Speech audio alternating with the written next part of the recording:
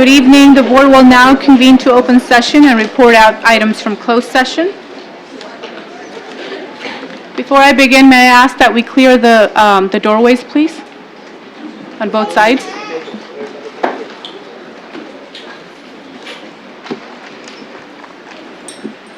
Regarding item number 3.1, Superintendents of Schools Search, Superintendent's Contract, Government Code, Section 54957B, Conference with Legal Counsel, there is nothing to report.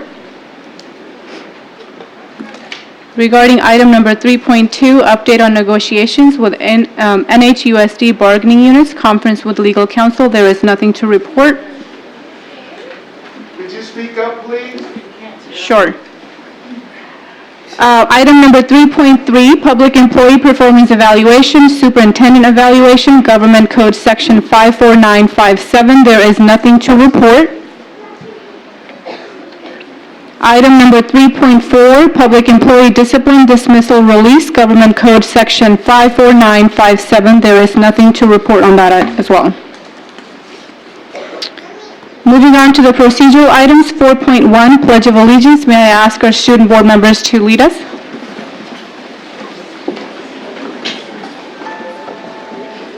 Ready, begin. I pledge allegiance to the flag of the United States of America and to the republic for which it stands, one nation, under God, indivisible, with liberty and justice for all. Thank you. Mr. McNamara, roll call, please. Here. Here. Here. Here. Here. Here. Here. Next item is the approval of the agenda. May I have a motion and a second to approve tonight's agenda as amended? The agenda was amended to include resolution number 033-1819, recognizing March 2019 as Women's History Month. I move. Second. Any discussion? Roll call, please. Aye. Aye. Aye. Aye. Aye. Aye. Aye. Moving on to the information item, 5.1, items from the board and superintendent. We'll start with our student board members. There's not really much. Nothing to report. Our first student advisory board meeting with Dr. Smith and our selective students will be March 12th. Our boys basketball team is having their semifinals game right now, and if they win, they will advance to the state championships. And Logan Sadie's Hawkins dance will be this Friday at 7. Member Nishihara? Yes. So the board over the last week received a couple emails, one from the Village Method. And they were asking about specific data. They were looking for a current breakdown of students who have identified as low-performing students per subgroup. There was a few other things. What I'd like to do is just kind of get a comment from superintendent if that is in process, or if we've been able to communicate with Village Method.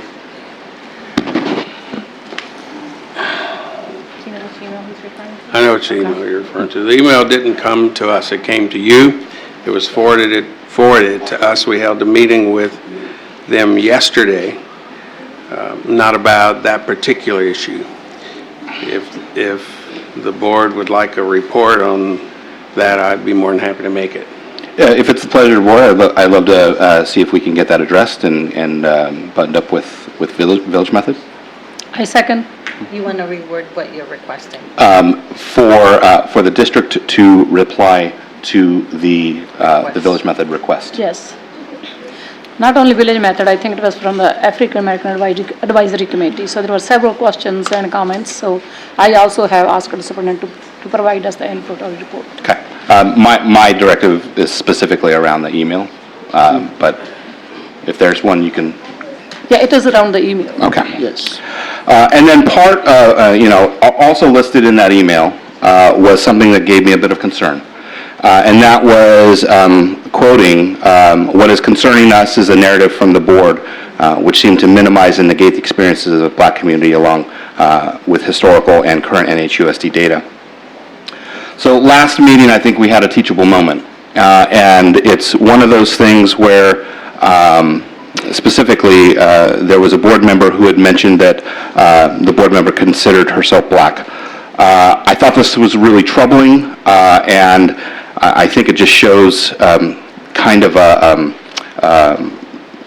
lack of awareness, or at least really understanding what was actually being said in the presentation. The board up here on the dais is one unit, and I'm disappointed in myself personally for not actually calling it out while we were in session. But I just wanted to kind of make it really clear that that's not that's not a view that the entire board has, and I just wanted to kind of call it out there so that we can use this as a teachable moment moving forward. That's what I wanted to say. Okay. Thank you. Member Canlis? Did you want to talk about? Oh, yes, sorry. Also, the NHUSD, the New Haven Schools Foundation will be having a fun run on April 20th. The scholarship applications have completed in from the award spring system, and we are basically on par with the amount of applicants that we had last year. It looks like we're going to be awarding in the neighborhood of around $130,000 this year. So, Wait. thank you.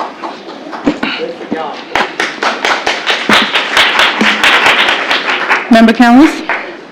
I just want to add, we have about approximately 361 applicants, student applicants, so that's wonderful. It's about the same amount as last year. The window closed on Sunday for both applicants for grants and scholarships. So we're looking forward to seeing everyone winning, who applied, winning. We also had a meeting with Ohlone College last week. It was a great collaboration because my disappearing. It showed the desire to partner with Ohlone College in helping our students succeed, which includes dual enrollment among the students and other ways of making sure that students interested in attending college or college credit while they're in high school is possible for them.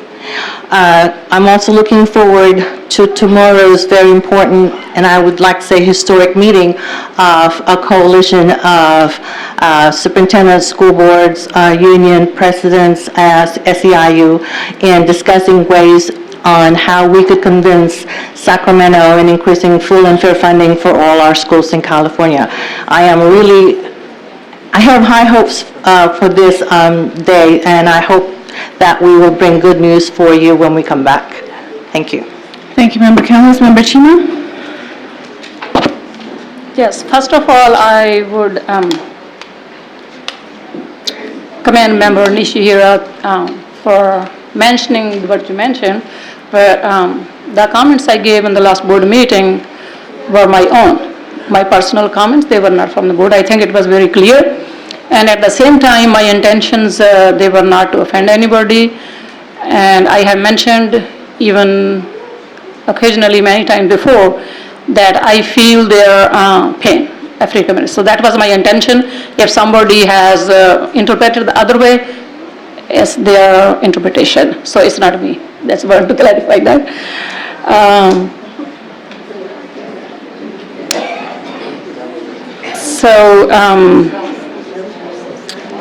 Like previous board members, they have mentioned about the scholarships, so I will be reading some of the scholarship applications myself. Hopefully we will be able to accommodate as many students as we can.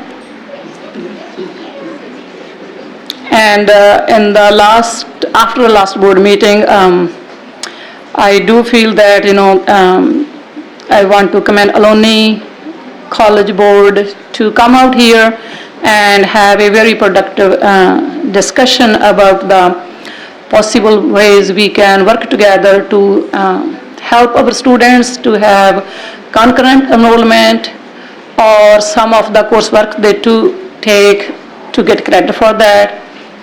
And also on the ongoing basis, maybe if we can share some data to help our students, or we can track that how many of students become successful or where do they go. So it was very productive meeting in my opinion. So Last to previous, February 23rd, I attended the CTA's Al Costa's annual breakfast for the board members from our NHTA leadership. Thank you for inviting us. It demonstrates our solidarity with our members, and we are together in this fight for full and fair funding for the public education. So, also I attended Congressman Ro Khanna's public charge possible policy change discussion roundtable in Fremont, because I want to educate myself that it will impact our students. So once the immigrant communities, they come into the community, their kids come to our schools, and we need to provide those resources in terms of the education that it might impact them if they apply for the public benefits and all the stuff. It was good discussion. We are good until the end of this year, so we will see, we will monitor how the policy goes in the Washington, D.C. Second roundtable on the same day I attended was about the special education. It was hosted by CSBA in Oakland. It was very educational. I think there were 20 or 30 board members, they participated in Oakland. So being on the board, I didn't get a chance to work on the committee with the SELPA or the special needs students, so I want to educate myself how we can help that population better, one thing. And the second thing is if we can potentially mitigate some of the possible legal, challenges sometimes we do feel from those students or parents. So it was very informational roundtable. Also, I also attended one of the CSBA's PAC's fundraising committee meetings. So we are planning to host an event to raise some funds for the CSBA PAC so that we can amplify our voice in Sacramento legislature for the full and fair funding for public education. That's my report. Okay, thank you, Member Chima. Member Wang? Okay, I'm very short, and the number one is we have meetings and with the alumni colleges and board meetings. That's very effective meetings and lots of information, and they will provide more the educations for high school, for James Logan High School students, and give the students easily to achieve their goal. That's very good, and I suggest the people to looking for the new campus of actually it's not a new campus, the updated campus for Alumni College. It looks great. Okay, this is number one. Number two, and I just today I see the news, and Governor is assigned for the SB 126 regarding the education committee in the past, and we should looking for more about this bill for the education, so how it impact our school district. Basically is for the charter school, so we'll see how much it impact us. Number three is the last meetings, and I was asked give some information about some students are not, in the disadvantages, and they are not, performance not good. We still need looking for those data, and we want to make sure, and we can understand, we can study, make sure we're using the funding correctly, and close to achieving the gate. That's our goal. We want, and no matter who, and we want all the people, no child left behind. And our Union City is very diversity, and we want to make sure everybody achieved. We are together as one unit. Okay, thank you. Thank you, Member Wang. Since I attended most of the same meetings that you all did, so I'm going to go ahead and yield my time to Dr. Smith. just want to quickly say, I know it's a sore subject, but we had a very unfortunate event a couple of weeks ago at Logan. And I just want to say that the young man is doing well.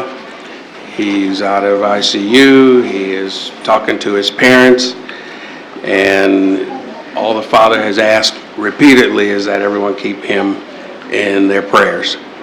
And I just want to commend the staff, the students, and the administration for the way that was handled during a tragic event. And I really want to say a shout out and thank the UCPD, who did a marvelous job of coordinating with us and bringing that to a rapid and safe conclusion for everyone except for the one young man who was injured.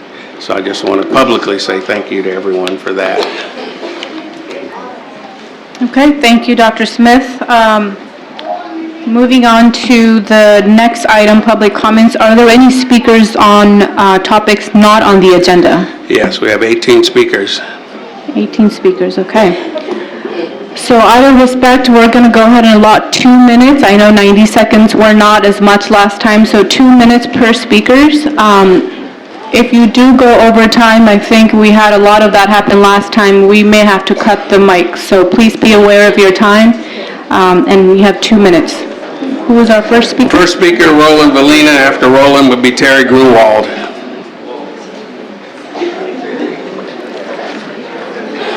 Roland Valina.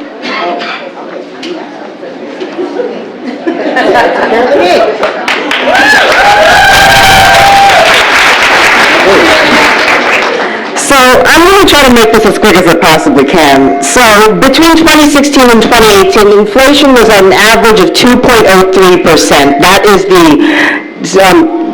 the Department of the Treasury.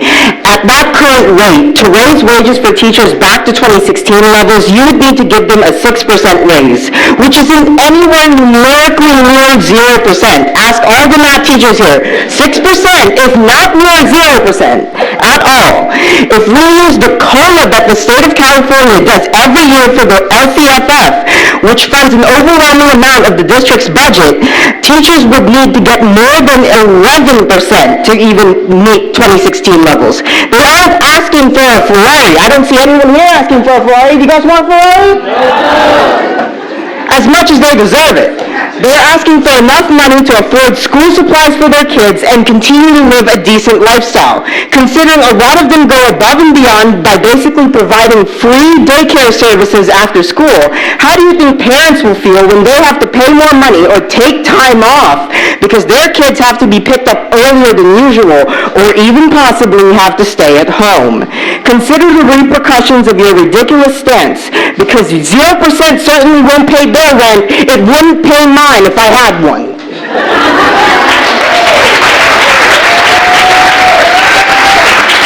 Next speaker is Terry Grunwald. After Terry Grunwald will be Quentin Fields.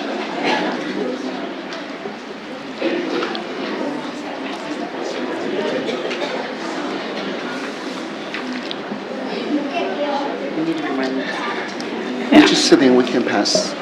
If other speakers have material to hand out, please give it to Lori, and then she'll distribute it to us. Thank you.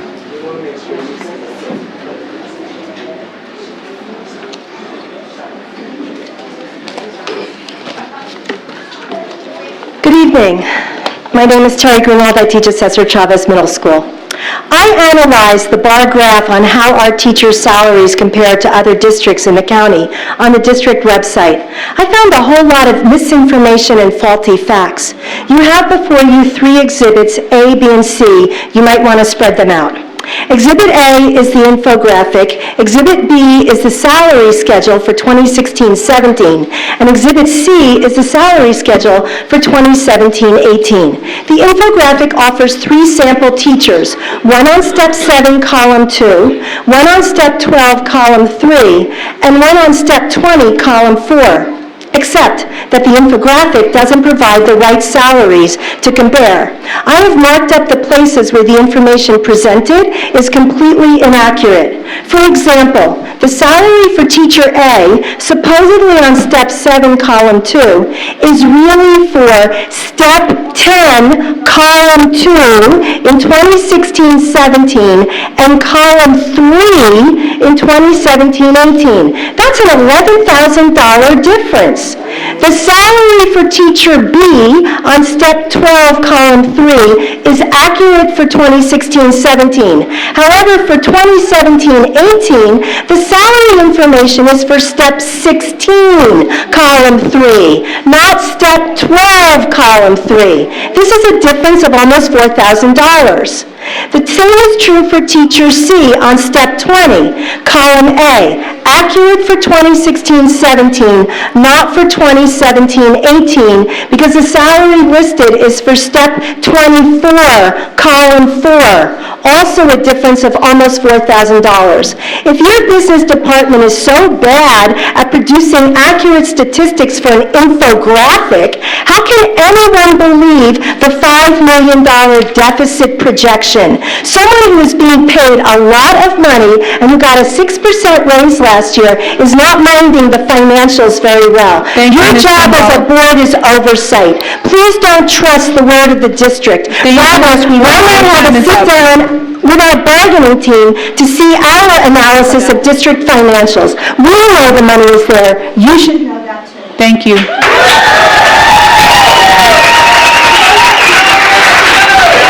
Next speaker is Quentin Fields. After Quentin Fields will be Julie from Hillview Crest. Quentin Fields here.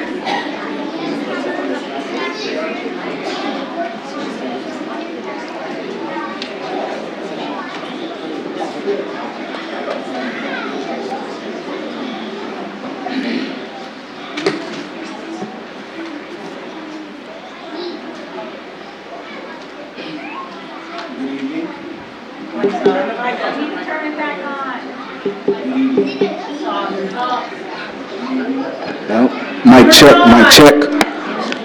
Thank you. My name is Quentin Fields. I'm coming from James Logan High School, and I just want to talk from the heart. The irony of this moment is almost indescribable. I thought becoming a teacher for years, but finally decided to give it a shot. I fell in love with education at a young age, but never pictured myself in the classroom as an adult. After substituting in New Haven for an entire year, I went and obtained my teaching credential. I elected to student teach in this district as well. I fell in love with what I thought was special. Fast forward to my 3rd year as a teacher of record, and I'm fighting for a fair contract once again. Now, don't get me wrong, I knew there were politics in the education arena. However, for some reason, I bought the package of honesty you sold to me. Your lack of support and ability to tell the truth is disheartening. A part of me thinks I should just go back to working in sales. At least there I know that I'm just another employee who can be replaced at any moment.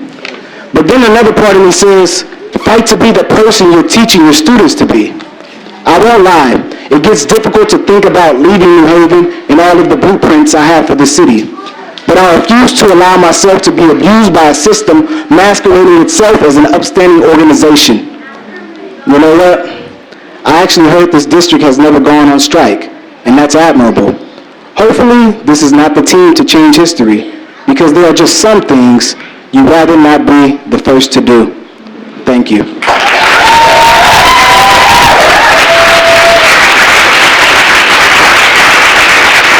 Next speaker is Julie from Hillview Crest. After Julie, she can give her last name, will be Gavin Smith. Good evening. My name is Julie Roach, and I'm a parent of a kinder and a first grader at Hillview Crest Elementary. And I'm here with my fellow parents and teachers, it looks like, to talk about an issue we're really concerned about, specifically the suggestion that we're looking at making the classroom size 30 to 1. And while we all understand that everybody knows that a reduced class size leads to positive outcomes for both the teachers and the students, we don't understand how this could be put on the table, because we are all here specifically for the reason that we have kids in a classroom with a teacher. It's the piece that we're all here for and trying to protect. just anecdotally, the suggestion of increasing the class size 30 to 1 has sent many parents I know looking at local private schools, talking about homeschooling. People are freaked out. We're so worried our amazing teachers are going to look elsewhere because how can they come back to a classroom size that's already difficult to wrangle? We're all in the classroom and we see how difficult it is. We can't degrade the classroom experience to the point of crisis and then have to rebuild. We all know preventative measures are much more cost effective. It's difficult enough that our teachers have to keep coming back looking for fair pay. We cannot also ask them to be the ones fighting for reasonable teacher to child ratio. It's our jobs as parents, as administrators, as officials. We cannot put that on them. I mean, can you imagine trying to wrangle 26 kids already? It's difficult enough. It's a Herculean effort. We can't ask them to add any more to that. We were already at our recent principal coffee asking for what we can do about teacher aides because we think that will lead to a better outcome in the classroom. With that said, we just ask you to take this off the table. You're creating a bit of hysteria and a crisis already with just the suggestion on the table. That's all I wanted to say. Thank you.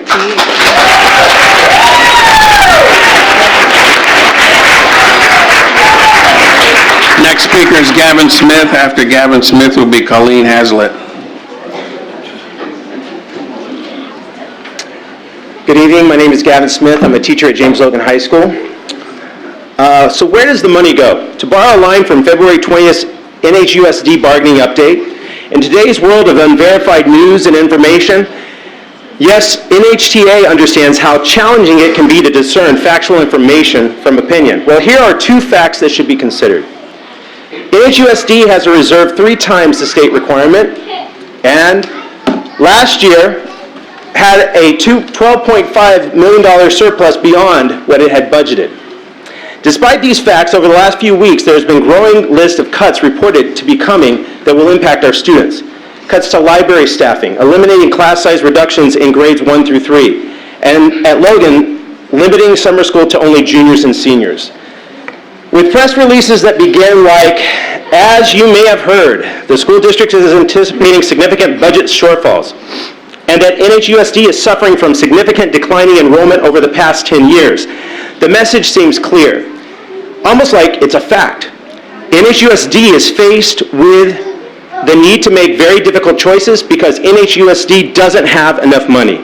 So where does the money go? Well, here are some additional facts.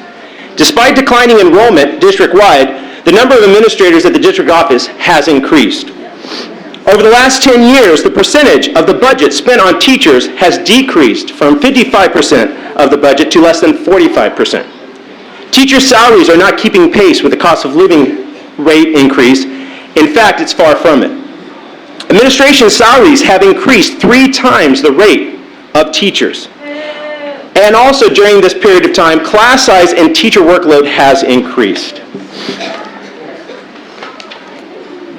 I can provide some facts about where NHUSD money doesn't go. Please stand if you have any of these tasks, if you've done any of these tasks outside your contractual hours. Gavin, I'll pick that up for you. Thank you, thank you, thank you. Thank you, guys.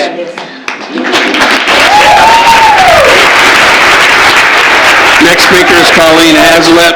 After Colleen Hazlitt will be Cheryl Perez. Okay, my last name is pronounced Hazlitt, by the way. Colleen Hazlitt. All right, in this Women's History Month, I think it's appropriate to acknowledge all of the history-making, hard-working women sitting behind me right now that do the job for the district. Okay, let's get back to this. 0. Has not changed in 2 weeks. Still a 0. Okay, I'm going to add, divide, multiply, still zeros. I can add more zeros, still 0. Put a dollar sign in front of it, still zeros. Okay, you still have offered us 0%. At least 3 of you have had children go through this district. At least 2 of you currently have children in the district. At least 1 of you is a product of this district. This is what you think of the education your children received, the product that is being produced out of this district. Okay, you come up here, you brag about the programs, you brag about the things your children have done, you brag about the success of your own children, and where they've gone on, about programs that you participated in. It's easy to sit in closed session behind locked doors and offer us 0%. How about right now, to our faces, tell us you're offering us 0%? It's very easy to hide behind the door. Let's hear you say it now. To us, right here, right in front of us. None of you are willing to do that. Thank you. Next speaker is Cheryl Perez. After Cheryl Perez will be Stella Teodoro. I got something for each of you that's going to be passed around. Hello, my name is Cheryl Perez, and I've been a teacher here at Logan for 30 years. Logan is coming on its 60th anniversary, and we have never in the history of New Haven resorted to a strike. I'm hoping that we will be able to work together to resolve this issue without resorting to a strike. I really believe that you want what is best for our students and to pay teachers for what they're worth. But maybe you feel that your hands are tied as it concerns the budget. Several years ago, when my husband was starting his own business, money was tight. There were many months he did not draw a paycheck because he felt that his employees came first. He knew that without his employees, he wouldn't have a business. What he did to solve the situation was to take a good hard look at the budget and found ways, even small ones, that he could cut back on. Those savings added up. I'm asking you to do the same. I do an exercise with my students every year where I ask them to look around the room and then close their eyes. I ask them to recall as many blue things as they can remember. They usually can't come up with many. Then I have them open their eyes and look around the room to find as many blue things as they can. They then close their eyes and can recall many more. When I ask why it was easier the second time, they say because they were looking for blue things. I then tell them that if they look for the good in others, they will see it. Likewise, if they look for the bad in others, they will find it. I am asking you to take a good hard look at the budget and find ways that will make it work. It's easy to pass over. Look closely to find cuts that you can make that won't affect students or teachers. Be creative. Find a way to make this work, not only for the teachers, but for the students of this great district. The students deserve all of our very best. Thank you.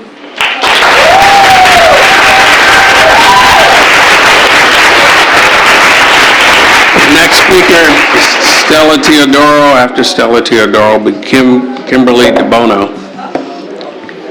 Hi, I'm Stella. I'm a single mom of 3. I have 3 kids that go to Kiriyama. I work 2 jobs to live in Union City to send my kids here in Union to these schools. I was here last year speaking. I hate the fact that I have to come here again and speak to you guys because you won't give our teachers a raise. Forbes magazine's list why companies fail when they are too top-heavy. Some of their reasons include lack of over-mindedness, loss of vision, lack of prioritization. With this, our district has become top-heavy. We have so many people with titles, we're becoming financially mismanaged. Our district members receive their raise, but we are not offering teachers their fair wages.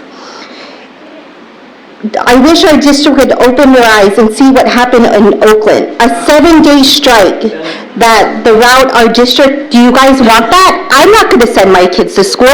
3 kids, you're going to lose money because you won't give our teachers a raise. If you have our students' best interest in mind, then you should compensate our teachers. We are community witnesses, our children being loved, protected, and educated by their teachers who fund their classmates with their own money. As a community, we are getting tired of this district meetings. Year after year, we fight and support our teachers. Just give them what they rightfully deserve. I would hate for some of the teachers that I love to go to other districts because you won't give them their raise.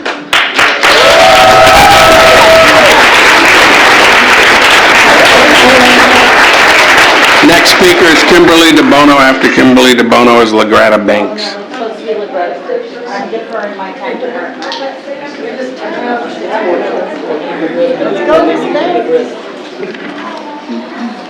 Good evening, board members, ESC parents, students, and my fellow educators. When students enter our doors of our classrooms, they and their families enter our lives. Each family is unique and each has different challenges. You don't always hear about those challenges that are unique to our families, but we do, and we do our best to help them. Before there was a link to Union City Family Services, New Haven teachers served in that capacity, and many others, identifying students and families in need, and we put our resources together to make those challenges and situations better for those families, especially at Christmas and Thanksgiving. What we do extends far beyond the classroom and even farther beyond the contractual hours of 7:45 to 2:45. When one of our families was challenged with a financial problem, we assisted in helping them so that they could have electricity in their homes, to have lights for their children to do homework, heat food in a microwave, and provide power for a machine that provided oxygen for one of the children in the family. This family used an orange extension cord extended from their house to the house next door, a neighbor's house, so that they could have electricity in their home.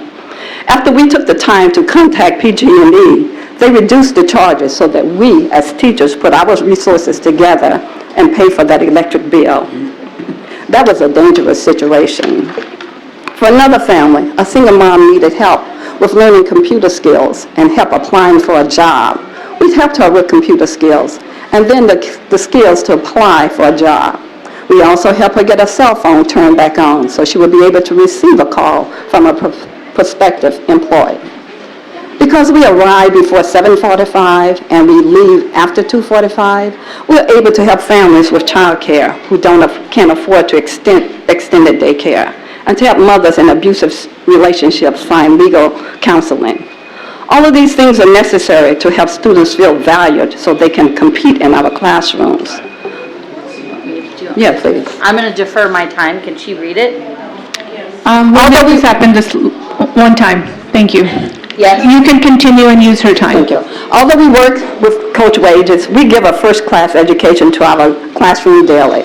So when you say we are compensated for the hours we serve, you're not in touch with reality. The latest statistics shows that a person living in the Bay Area making over $100,000 still exists in the poverty level. Even college professors are found on the streets living in their cars. So again, when you compare our wages to those of Oakland's, which are demeaning, deplorable, despicable, demoralizing, and dehumanizing to those educators who have sacrificed their time and money and got loans to become educators, you devalue and demean us in the same way by making those comparisons. For those of you who once stood on this side, but today you are on the other side, I'm sure when you were in the classroom, did your day begin and end from 7:45 to 2:45? I think not. At the end of each school year, we have to box up equipment and store them away for the summer, clear walls and get things packed away. But again, at the beginning of the school year, we have to unpack those boxes and clean up and move heavy things so that we can create an environment that is conducive to learning in 6 hours. That's not possible. So we come in 2 to 3 weeks before school begins to transpose those empty rooms into environments where our students feel safe and eager to learn. Instead of finding districts that devalue their educators, let's spend our time and efforts together finding ways to settle our contract in an equitable manner that show and value and respect what we do as classroom teachers from 7:45 to 2:45, as well as the time we spend beyond that. New Haven's motto is equity. Where equity is our motto, inequality cannot exist. Where inequity exists, equality cannot be your motto. There is a book called Ecclesiastes, and in the 3rd chapter, it tells about seasons and times, a time to plant and a time to harvest. The time to do what's right and decent is always in season. Thank you.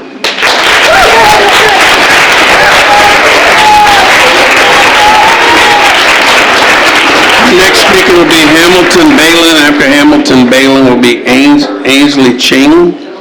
It'd be nice if everybody get off their electronics and pay attention, please. I'm just saying, board, you were elected by the community. Good evening, everybody. My name is Hamilton Balin. I'm the school counselor at James Logan High School. Within my core, I know that everyone here values education and educators. I wouldn't be here if I didn't believe that. Unfortunately, I don't feel valued, and I can't clearly figure out why. Is it because the educator profession is not valued in our society? Because if it were, we would be compensated appropriately for our roles in shaping society itself. Or is it the lack of professionalism and decency in how we're addressing each other to combat the challenges of funding public education? What the hell are we doing? Are we simply following the standard operating procedure of our current president? You challenge me, and I'll publicly disrespect you. We are fighting a moral fight nationwide, and when leaders agree with us yet fail to invest in the cause, I don't feel valued. While we're infighting, nothing changes at the state or federal level. So rather than us bringing the fight to you, you should lead us in bringing the fight to our state capitol. Here at NHUSD, I ask for a level of decency and professionalism above our president's standards. When I read the February 20th bargaining update stating staffing to contractual limits for counselors as a cost-saving measure, my heart dropped and I said, not again. I knew this was coming because counselors always get cut. However, if I had to send that email, I would have gathered the 19 school counselors in the district beforehand to notify them personally and offer to write a letter of recommendation for those we have to let go. Maybe that's just my level of decency and professionalism, and maybe that's why I don't feel valued. Thank you.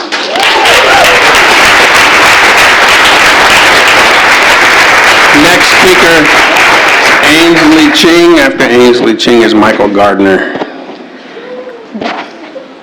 Good evening. My name is Ainsley Chang, and I've been a math teacher at Logan for the past 4 years. I understand that 0% seems like just a number in your budget. However, what you fail to realize is that although numbers on their own are black and white, when they are attached to people, they become lives, well-beings, families, mental health, and so much more. You are hurting beyond 400 lives with your supposed just a number. As I look at you, my heart aches because I know that every one of you has either been a student in the district and or has kids in this district. I wonder what you tell your kids when you go home. Do you tell them the truth? Do you say, I'm sorry, honey, although your teachers do so much for you, I am not going to adequately compensate them for their work, even though cost of living is rising and the government has given us additional money that's supposed to be for your teachers? Also, how would your younger self feel knowing that you decided as an adult to not prioritize those who have educated you, especially because you are a district board member now? Remember, you are a product of the teachers who have taught you along the way. Further, the quality of cities are directly correlated to the success of the school district. At the rate we're going, our district is not doing so well. Over the course of the last 5 years, New Haven's overall enrollment has gone down by 1,000 students. Is it any wonder that the lack of good education is not a reason for it? Good education starts with having great teachers. Great teachers can only continue to happen if they are prioritized. Without your support and recognition that this is an urgent matter, this is impacting future generations, and this is a much bigger issue than a couple of years, the structure of our district will crumble, as will the education of the students within it. When you choose to ignore the problem, you are hurting the future of our city, our district, and our students. Your decision of 0% is lowering our community value. I urge you to open your eyes to the potentially detrimental consequences of your decisions. If you follow through with 0%, you will be failing all of these teachers here and turning your backs on the students of our community. You are turning your back on your own students. So please think of these things when you say 0%. Thank you.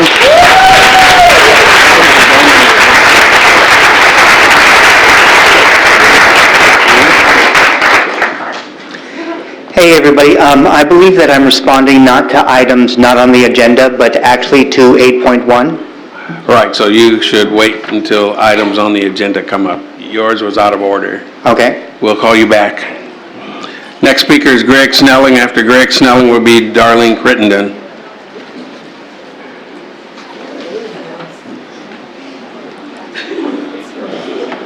All right, good evening. This is where I began my career, and this is where I'm standing now as I am towards the end of it, and probably will be here again in 9 or 10 years when I decide to retire.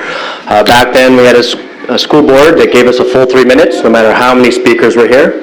Those were the good old days. And I stood up here the first time and I just said, no healthcare takeaway accepted, NHTA, for 3 minutes. And it was cacophonous in here. And we managed to forestall giving that up for 9 more years. Yay.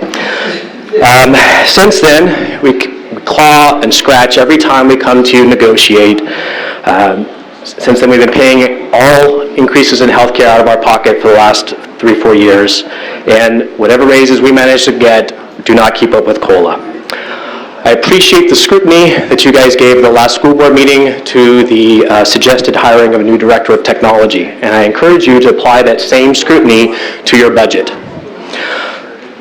An administrator step and column cost is $89,000. This year you project to spend $396,000 more on admin.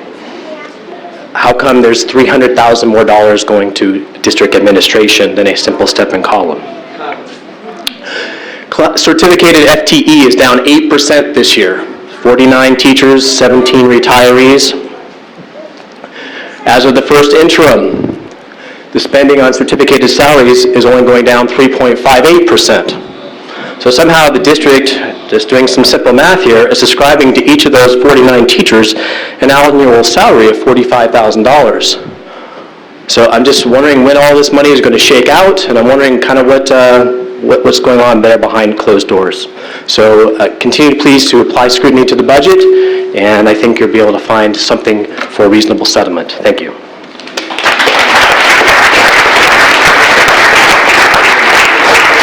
Next speaker is Darlene Crittenden, and after Darlene Crittenden is Lisa Rodriguez. Well, I wanted to basically show this little chart that a friend and I made. Go ahead and just stroll around with it. Let's let everybody get a good look at that. That's the ending balance for the last 5 years prior to this year. It's on the website. This is admin salaries for the last 5 years. Please don't just look. Become curious. Become irritated. Wonder why we say we don't have money. And here are teacher salaries the last 5 years. It's a downward spiral. Board of Education, become concerned. I know you all saw open. I don't want to strike, but I will. I'm continuing for my friend Gavin, who was cut off rudely. Please stand if you do these things. Prep for class, lessons, ICL, AP, SDC, general education. Please stand, teachers, if you do these things. Prep for sub-plans, RCD, prep for SBAC, prep for ROSC by meeting and doing links for ROSC and providing evidence for ROSC accreditation. Prep for meetings with student teachers, creating Kahoots. Prep for field trips, writing reports for IEPs. Please stand, teachers, and remain standing if you do these things. Opening my room during lunch for students. Tutoring on my own time. Supervising clubs. Writing letters of recommendation for seniors. Writing letters of recommendations for any student. Providing test makeup. Providing retakes, modifications, personalization, general education material for students. Being there for students that are stressed out. Providing counseling services, helping in science lab maintenance, grading essays, entering grading on students, connect, look, I'm going to finish this list, attending IEP meetings, pre-K interviews, reviews, applications, developing rubrics, reading and responding to emails, collaborating with colleagues, updating Google Classroom, organizing benchmark materials, and working for RCD team. The last fact is that 0 is not acceptable for New Haven teachers.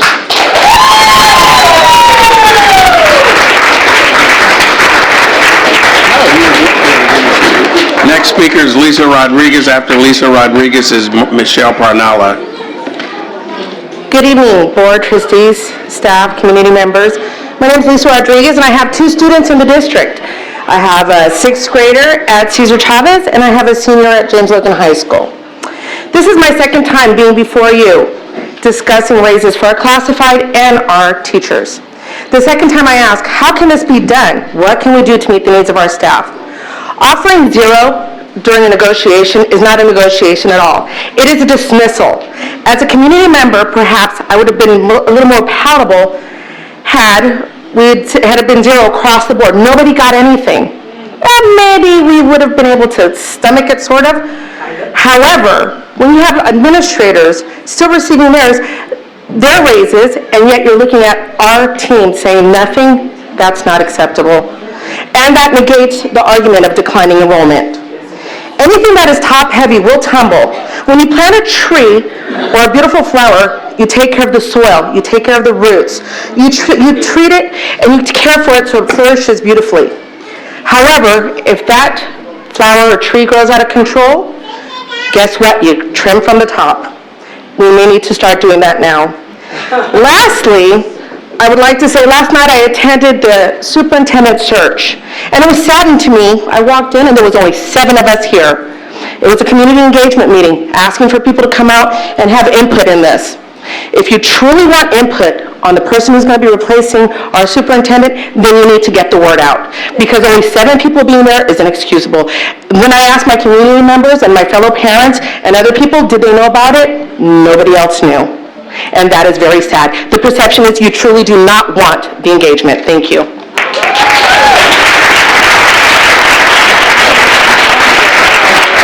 Next speaker is Michelle Parnala. After Michelle Parnala will be Jennifer Faria.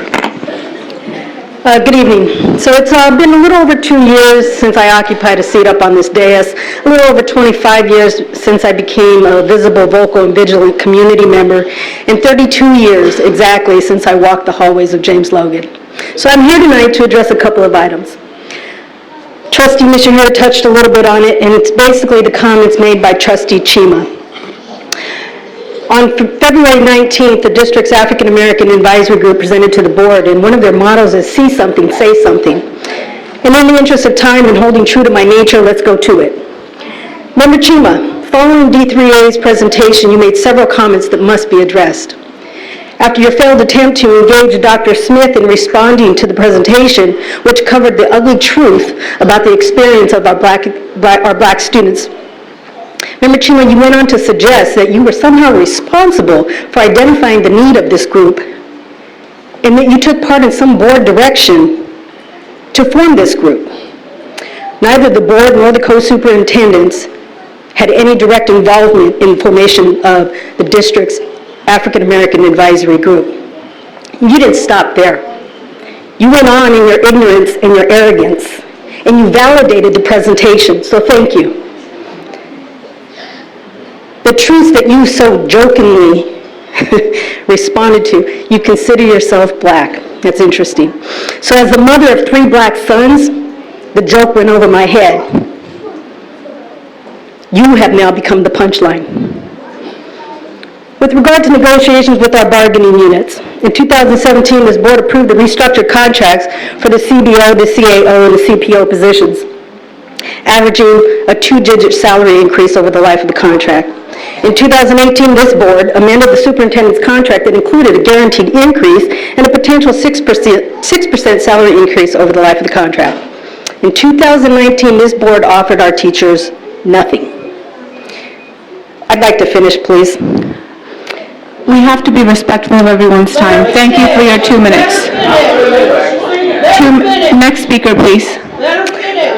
I'll go with the next speaker. It's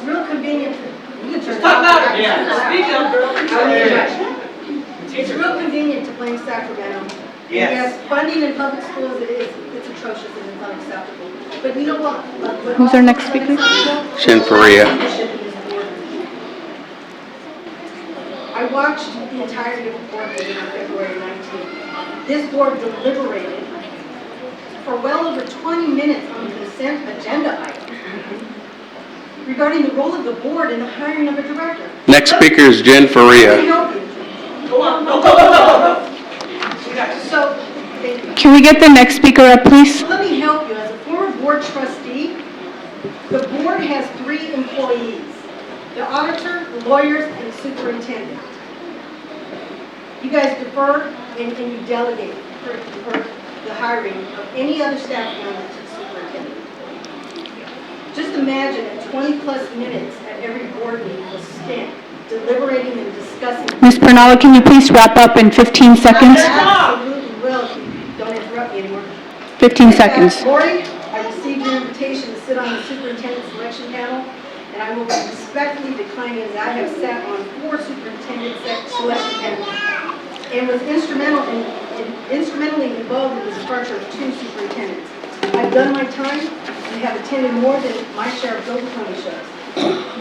Dr. Smith, I appreciate many candid conversations over the years and your well-intended attempts to soften my edges. The game recognizes game. Ms. Pernilla, thank you. Next speaker. Jen Correa.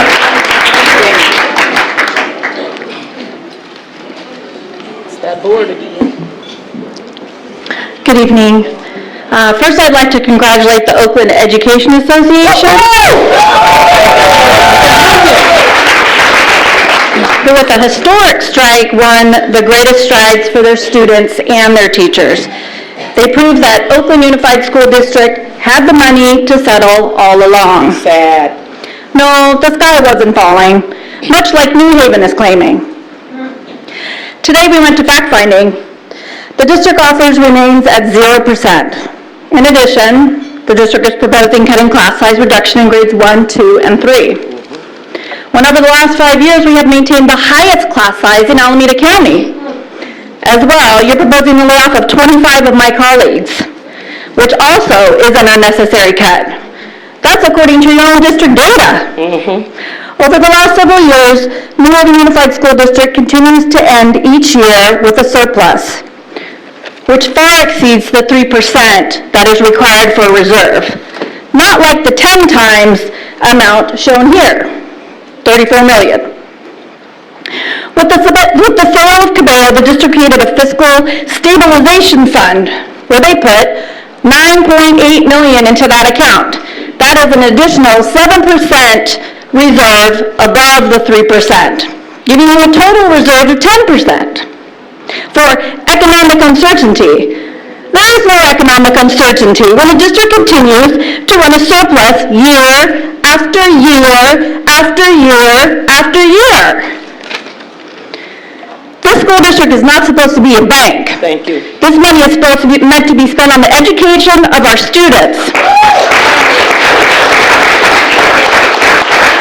which includes low class size. Thank you. And a competitive salary for our teachers. Are you the Bank of New Haven? Or are you NHUSD? Are you in the business of stockpiling money or educating children? Will you continue to direct the district's bargaining team to offer us teachers 0%? And if you answer yes to this, I'll cast my yes vote to authorize a strike.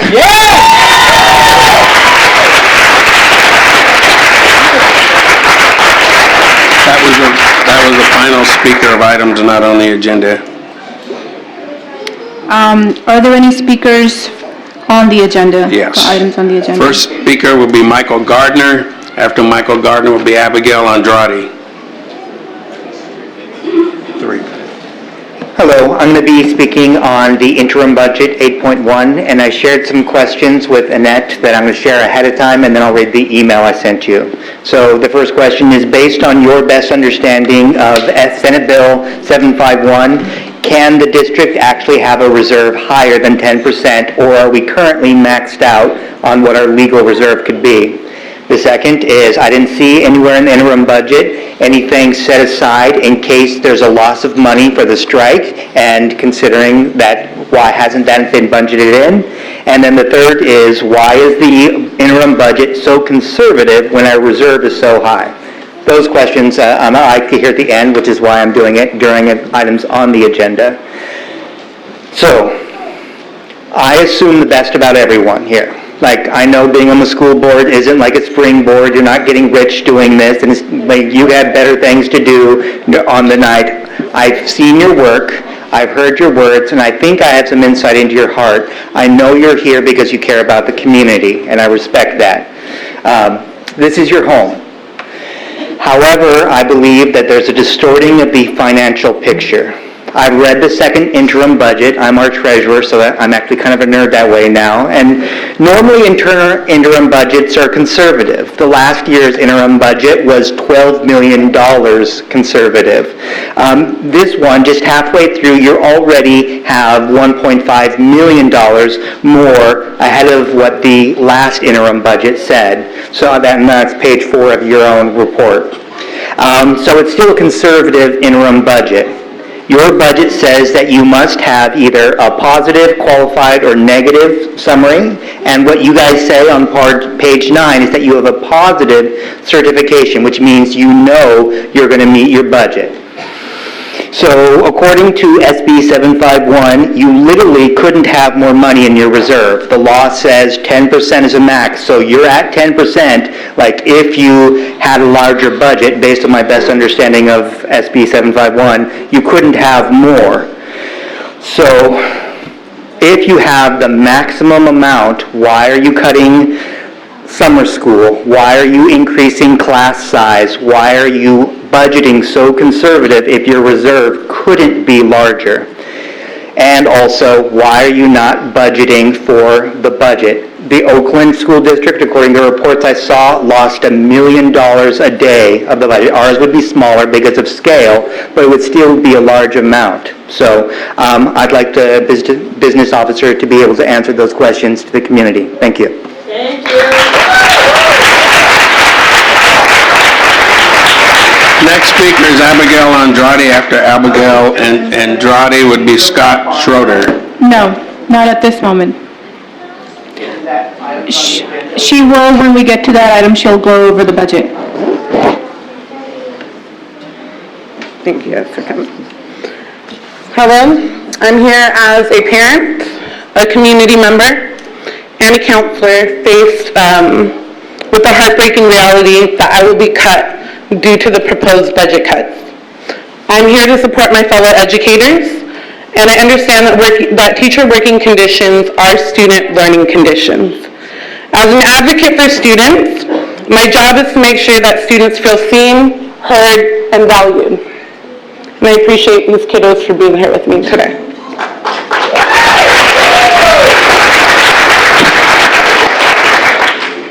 As we learn from educators fighting for a livable wage and a fair contract and quality education for students across the country and the state, I stand here to speak truth to power.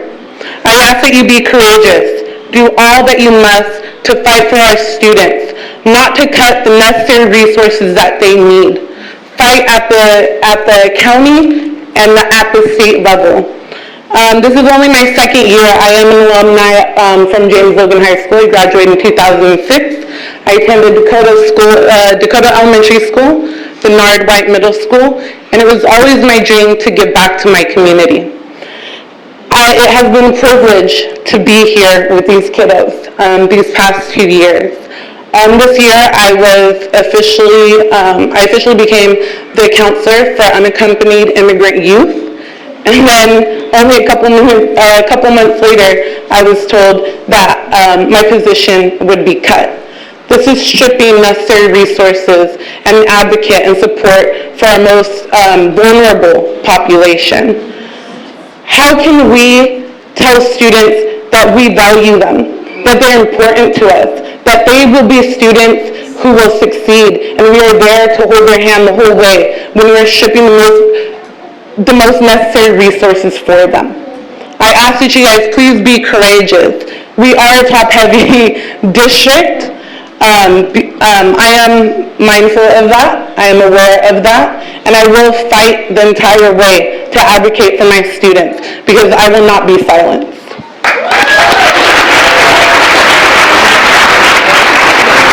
Next speaker is Scott Schroeder. After Scott Schroeder will be Lisa Mata.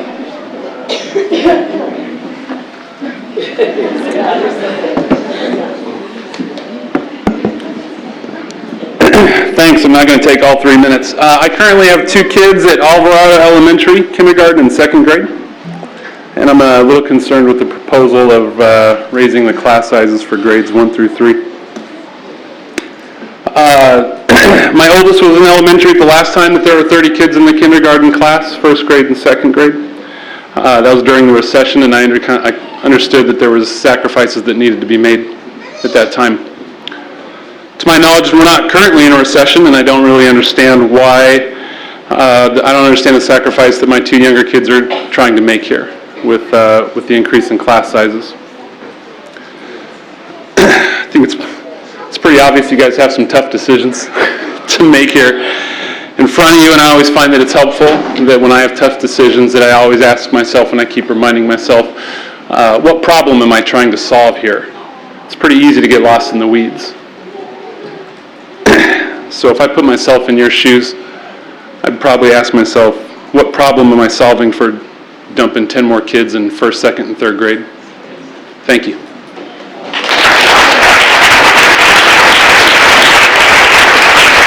Next speaker will be Lisa Mata. After Lisa Mata is Don Heinsohn.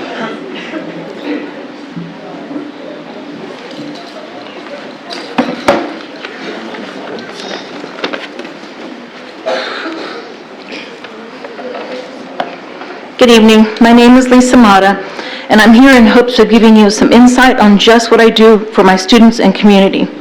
You see, I've only been in New Haven for 3 short, though wonderful years now, and so I'm a temporary employee. However, don't let that label deter me from toiling long hours to give my best day in and day out. Some of you have witnessed this firsthand. Orlando, you graced my elated third graders with your presence when you came to enjoy our play at Hillview Crest. Many of my kids struggled with reading, but you saw what I saw, and they dazzled us with their lines without missing a beat. While at Hillview, I also managed to get Target funds for our buses and PG&E to cover our admission fees for the Exploratorium, where all of our third graders learned through hands-on experiences.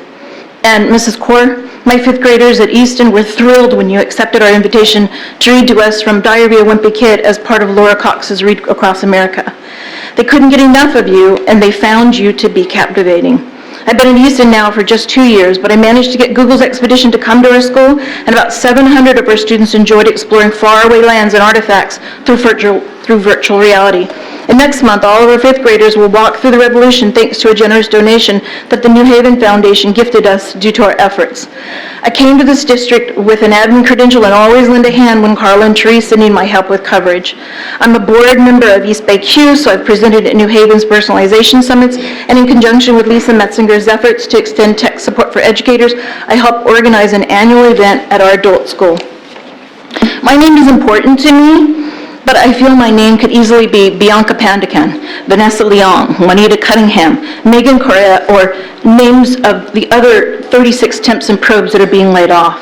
Please, I implore you, look at us as more than a dollar figure that will help improve your bottom line. Come into our classrooms and witness firsthand all that we do for our students and community. It would be cliche to say that the best is yet to come, as the best is happening right now and every day. I speak for all of us when I say we're an asset, and the return that this district, this community, this state will enjoy will easily be tenfold. With all due respect, you may ask yourselves how keeping us on benefits you. We voted you into your positions because we trust that you'll make the right decisions in governing our schools. You benefit directly by just how progressive you think. That trickles down into our administration, teachers, and most importantly to our students. It behooves you to make your teachers a priority. Please, let this be your legacy. Be an agent of change and do the right thing today.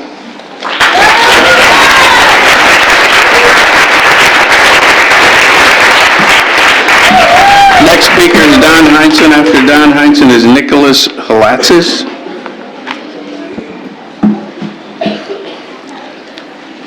I want to speak to the district budget and potential cuts. And I particularly want to speak to the parents in the community of Union City. Here's a cut we could make. Let's not hire a new superintendent. That will leave us with only 3 administrators making more than the governor of state of California, who have built into their contracts annual 3% increases, which means that if these people behind me take 0, these 3 administrators will get $6,000 plus $6,000 raises. Will the people of Union City sit still for this? Or will they do what they've done in the past? And by the way, we didn't have a superintendent for several years, and none of my students' education was harmed. How about you? In 2000, we mobilized for the school board election. We ordered a list of 12,000 frequent voters who live in our district. We ordered 25,000 door hangers. On the Saturday of the week before the election, and again 3 days before the election, 100 teams of teachers gathered in our parking lot and set out across the district with 100 to 150 door hangers per team. More than 250 teachers and community members, some of whom are back, and their families made 12,000 contacts in the community twice for a total of about 25,000 voter contacts. The result was that the candidate we in the community supported was elected, but that proved not to be enough to solve our problem. So in 2002, we did the same thing over again. Another 100 teams, 2 separate Saturdays, and now there were 3 board members who we had helped elect. Days after this election, Superintendent McKenna was released from her position as the superintendent of the district. And despite this fractious relationship with our employer at the same time, we mobilized a 3rd time and went out in the middle of contentious contract negotiations and took over the campaign for the school bond, which the district was mismanaging at the time. We again took the door hangers, hit the streets twice more. That bond passed by 60 votes. If we had not done that, this district would be short $120 million that we earned for this district. We worked for students despite having a bad relationship with our employer. I'm fortunate enough to teach in a brand new student as a result. When the Oakland teacher strike settled, I went down the hallway to my colleague Carlos Sutton, who was an alumni of that district. However, between his room and mine is an empty classroom. Why is it empty? Because the district has continued to divest in teachers and increase the budget for administrators. Will the voters of Union City sit still for that? We do not believe we can reach agreement with a management team that takes care of themselves first and includes 4 people who make more than the governor and 1 person who makes $50,000 a year more than the Vice President of the United States. Thank you.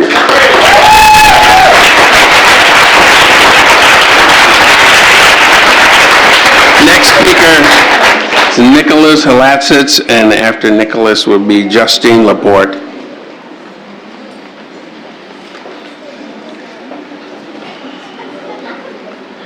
Good evening, board members.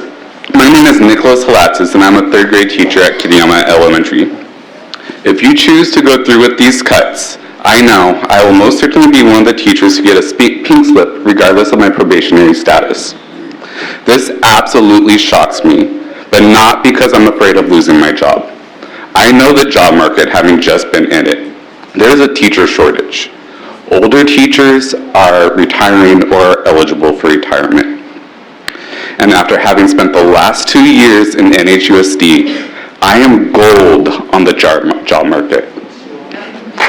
Any neighboring district will swoop me up in a heartbeat. NHUSD is known for having some of the best and highly qualified teachers. Any of our neighboring districts would be happy to take on a teacher from here. And that's exactly what's going to happen if you go through with these cuts. The thousands of dollars, $6,000 at least by my estimate, that you have spent in the last 2 years investing in me, training me to be a better educator and to clear my credential will go to waste and be the gain of another district.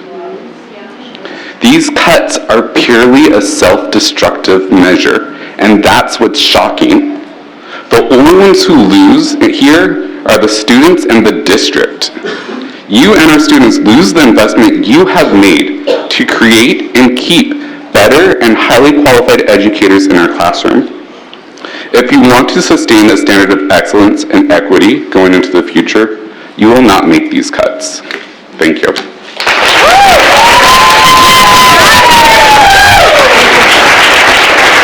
Next speaker is Justine Laporte, and after Justine Laporte, Paola Reynoso.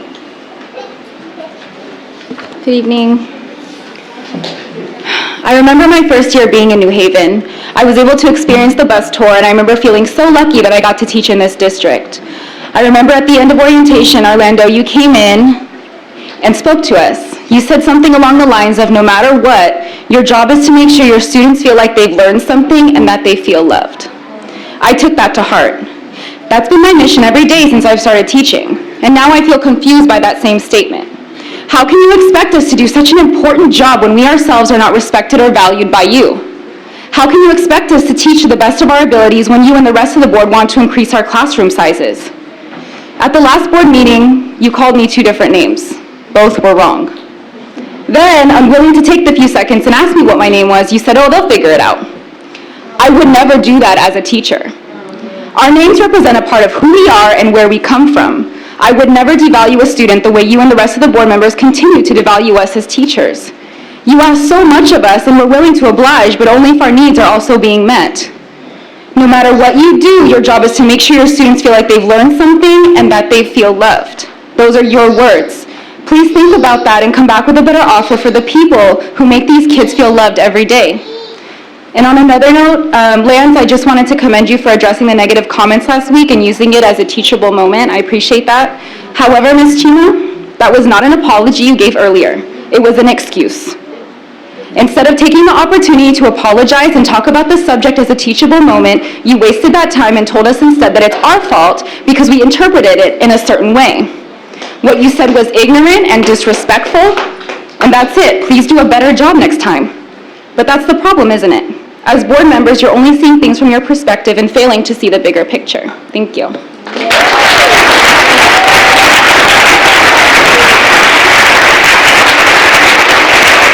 Next speaker, Paula Reynoso. After Ms. Reynoso will be Greg Snelling.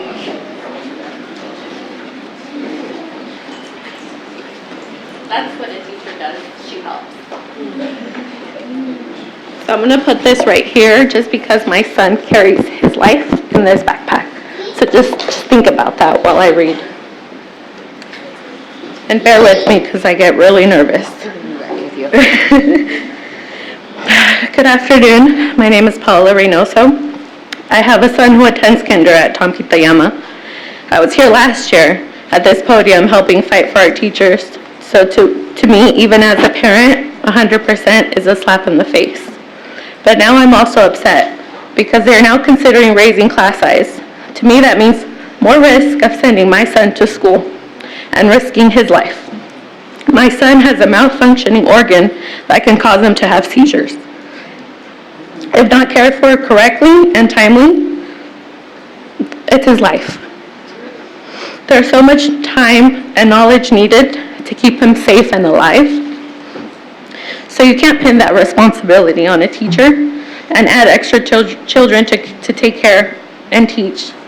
This is only our 2nd year of school, and so far it's been amazing. So don't let class size be the reason why my son's life is put at risk.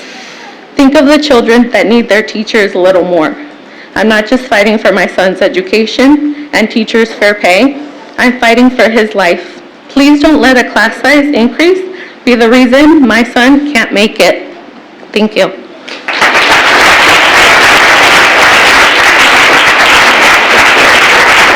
Next speaker is Greg Snelling. After Greg Snelling will be Jennifer Mandigal. So I'm up here just to speak about the budget cuts. I do not believe they're necessary. Each morning I have the wonderful experience of dropping my dog off at my mother-in-law's. And she was a long-term sub and did a lot of teaching a long time ago. And she actually said today that she would be on the picket line with me. So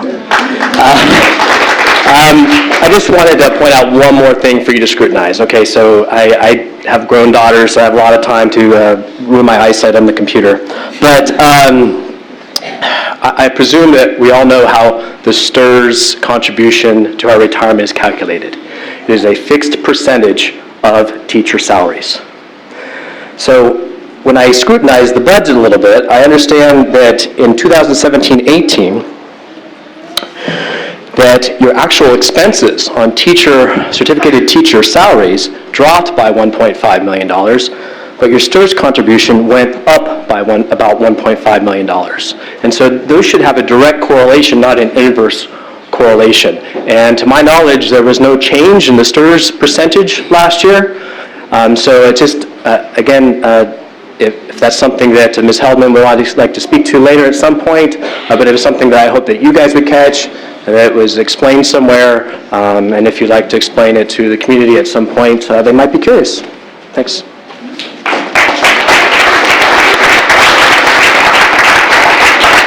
Next speaker is Jennifer Mandigal, and after Jennifer Mandigal will be Sarah Mays. I spoke at last month's board meeting. At that time, I was sad. That sadness has turned into anger. The continued disrespect of our teachers is upsetting, and at this point, not only are you disrespecting our teachers, but our children as well, and honestly, my children, so I'm taking this personal. And now you want to increase class size for grades 1 through 3. My daughter is currently a first grader at Kitayama. I'm going to guess that the person that proposed this is someone who's never taught a room full of 30 little ones. So not only are you not giving the teachers what they deserve, you're here to make their job harder. Seems like you're going the wrong way. Again, I have a daughter at Kitayama and a son at Cesar Chavez Middle School. My children have grown and excelled due to the help of all their teachers along the way. These teachers spend their own personal time away from their own families to work on lesson plans and prepare for our children. They spend their own money for which they don't get reimbursement from. You as a district are looking at numbers or data on a spreadsheet, an annual budget. My children are more than a number or a piece of data on a spreadsheet. The teachers who teach them, guide them, inspire them, and protect them are more than a number on a spreadsheet. If you are so worried about dollars and so worried about numbers on a spreadsheet, do yourselves a favor and ask the Oakland Unified School District how much money they lost in those 5 days that they were on strike. Because I'll tell you now, I will not send my children to school. And I know you don't get paid when I don't send my children to school. I will not send my child to school if these teachers are on strike. Well, they won't be taught anything. Who's going to do their lesson plans? I highly doubt anybody here will roll up their sleeves to do their lesson plans for them. And I will not send my child into that chaos. We were in the same position last year. You as a district and a board put a Band-Aid to get us to this year. We as a community and parents know there is money to be had and spent on our teachers, and we know there is a way to give the teachers what they deserve. Do the right thing, show our children's respect, and show our teachers some respect.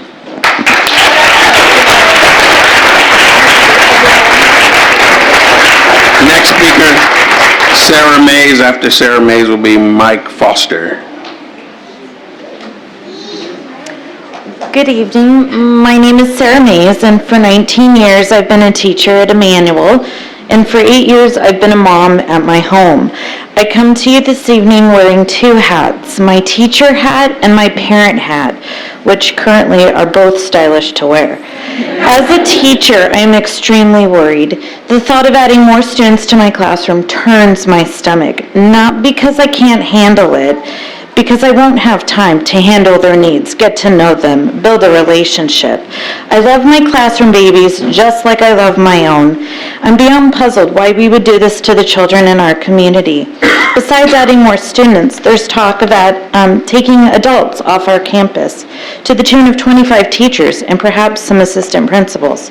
I find comfort in the fact that I know my principals are there to help in a time of need and make my campus safe. With only one, I'm sure my students will not be supported like they currently are. Now, to switch to my parent hat, and to be honest, this hat scares me the most. Currently, my 3 children attend New Haven schools, and I have choices. I chose to place them in New Haven schools. I knew they would receive the attention they needed, and I knew they would be well supervised, safe, and loved on their campus. And now you're making my children a number in the classroom. They're going to be one of how many? That's not why I placed them here. You may be taking adults from them that help them feel safe and keep them safe at school. And how am I to feel assured that their needs are being met? That's not why I placed them here. And I know you wear many hats as well. So please see that you put on the right hat tonight when making choices that not only affect our schools, but also our children as well. Thank you.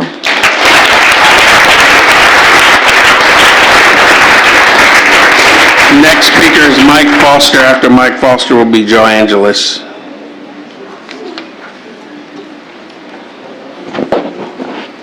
Good evening. Tonight you are voting on a resolution which would reduce Logan's counseling and library positions. I feel after the stabbing that this is the worst possible time to eliminate counselors. and to eliminate safe places on campus for our students to be, like the library. I say this because if this library position is eliminated, then the library will be closed before and after school, and it will also limit lunchtime hours. Hundreds of our students use our library before and after school every day. I talked to a librarian this morning, the count was about 300 this morning before school started and about 200 at lunch. Many of our students can't study at home because they lack a printer or internet access or because of their housing situation. The librarian asked some of their students to write down things that they value about the library, and this is the result. It's a big sheaf. I'm going to read a couple of bits from the first few on top of the pile. This one is from Josephina. She's in 11th grade, and she says, "Throughout this year so far, I've finished and started most of my homework in the library before school because I also don't have proper workspace and I don't have a printer at home." The second person, this is Aubrey, she says, "Since I don't own a printer at home, the library is a place where I can get my assignments done." Next person, Madison, says, "I get dropped off early and it is a safe," which is in all capitals and underlined, "place to stay warm, get work done, and work with friends. This library should never be closed during those hours because so many students need the library to do research, print, or get homework done." Okay, I have a lot of these and I'd be happy to share them with you if you like. To conclude, before I begin, my conclusion, based on our size, according to California school library guidelines, we're supposed to have 5 librarians with a school Logan size. We only have 2, and these cuts would eliminate one of those positions. In the 95-96 school year, we had 6 adults working in our library. Now we have 2. I urge you to vote no on this resolution as written, and I also urge you to work toward a respectful settlement with our teachers. Thank you.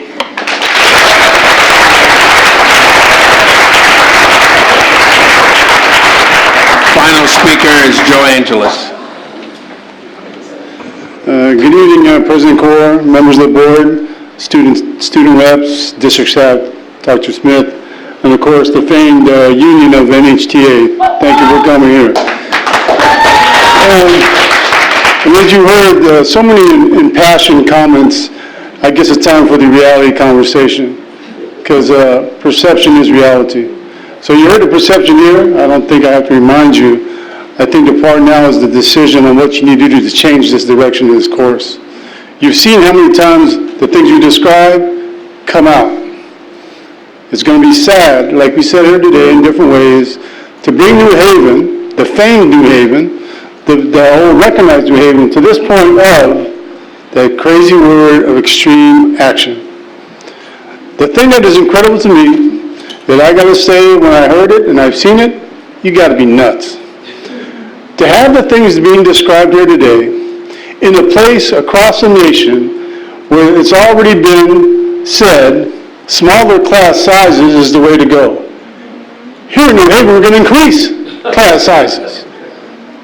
It's already been said many times in our own vision for the last 2 summers. One of the biggest things, career and college readiness. You're going to cut the folks who do that. Counselors. And then the other thing that was in the news last summer was the MTSS process.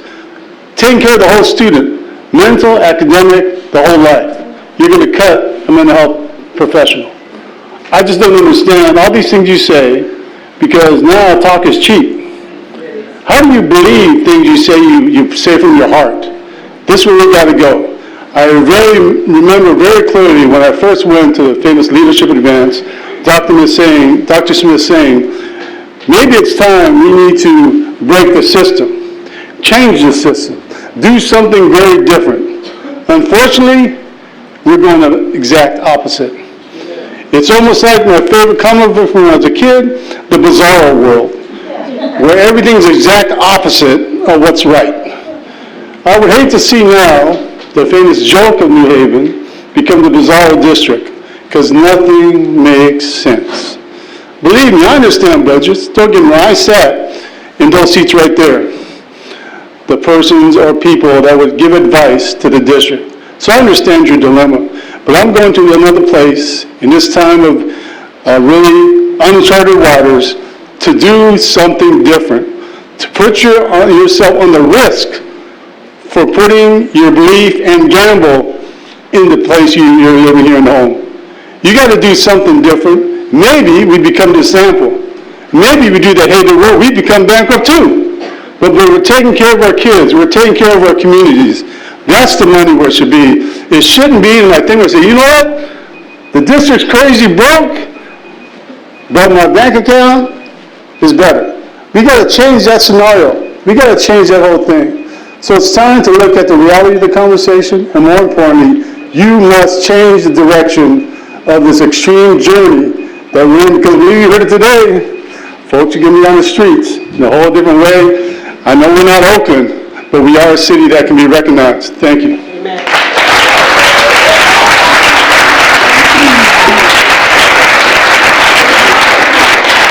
Thank you all for your time and for your comments. Moving on to the next item, action items. 8.1, approval of the 2018-19 second interim report and multi-year projections for 2019-20 and 2020-21, and approval of resolution number 030-1819, resolution to reflect the commitment of the Board of Education to enact a plan to address any budgetary shortfalls in this multi-year analysis. Ms. Haldeman. Yes. Good evening, Dr. Smith and members of the board. Annette Heldman, I'm your Chief Business Officer. So before you, or item 8.1, is the second interim financial update. Most of the book, if you have the book, is really comprised of forms that are mandated by the state. There's one section in which we try to synthesize all the highlights, and that section is the one called budget message. So I'm not going to go through a lot of or read anything for you, but as usual, the highlights that we try to put together. So this report covers from the beginning of the fiscal year through the end of January, and it incorporates the January budget proposals by the governor. Since that time, there actually have been things that continue to evolve. For example, the proposal of 3.46% COLA is now said to be projected to be 3.26%. So there's still a lot of things that we are reading and that are changing on a day-by-day basis. A few other things that have changed since the last financial update is our enrollment. So our CalPACs have been certified, and we actually are lower by 54 additional students than projected. Along with that, our unduplicated pupil count also dropped below 55%. And as you know, we used to get some level of funding when we exceed 55%. So those are the major highlights of what changed since the last time that we presented a financial update. Page 3 of the budget message has a list of the major adjustments that were done, and that's why we do these things 3 times in a year. There are things that we adjust based on spending patterns, if there's new information from the state. So as you can see, one of those noteworthy change is actually a total adjustment that impacts, it's a positive impact to the ending balance, about $1 million. So you'll see that on page 3. And of course, with an additional $1 million in the ending balance, that would impact the 2 out years. Pages 5 and 6, because of those changes and adjustments, what we used to have in terms of a 2021 shortfall of $15.5 million, that's now improved to $13.7 million. So those are the things that are updated as we do these things throughout the year. Pages 7 and 8, this is something not new. We always incorporate this information until it's fully implemented at the state or at our level as well. It illustrates the programmed increases to pension cost, meaning STRS and PERS. So as you can see on page 5 and 6, in which we show the multi-year projections, we are on the 3rd out year have a shortfall of over $13 million. So how do we address that shortfall? Given the fact that by end of this year, the formula that we are under will be fully funded, meaning there's no more next year. And therefore, how we're doing that, in your packet is a board resolution, as some of our audience have mentioned, that include some proposal for cuts in the next 2 years. And that's how we are able to balance the 3-year budget to be able to be positively certified. That concludes my presentation. I did note some questions from some of our speakers. Some of them I could address, but I will, if there's no question on the presentation. I think we had one person that had a specific question for you, so if you want to answer that. In the meantime, if the board has any comments or questions, think about those as she's addressing them. I actually noted them. Oh, okay. Go for it then. So there was a question with regards to, they're not in order, I just kind of noted them, with regards to why the STIRS and PERS were not increasing. If I may point to page, give me a second, again on the budget message, to page 7. My note says the increase from 17-18 to 18-19. There was a 1.64% increase, and I'm hoping I understood the question correctly. So I'm responding based on pointing out what the increases were for both PERS and STIRS. So from the prior year to 17-18, there was an increase of 1.64% in CalPERS and 2.53% in 18-19. On the STIRS side, it was a 1.85%, and that's really, it's a straight line, 1.85% every year increase until we reach a 9.85% increase in 7 years. I believe, if I heard the question correctly, is why did it go up when there were no increases? These show the increases to those 2 line items in terms of 2 pension benefits. I also wrote a note about Senate Bill 751.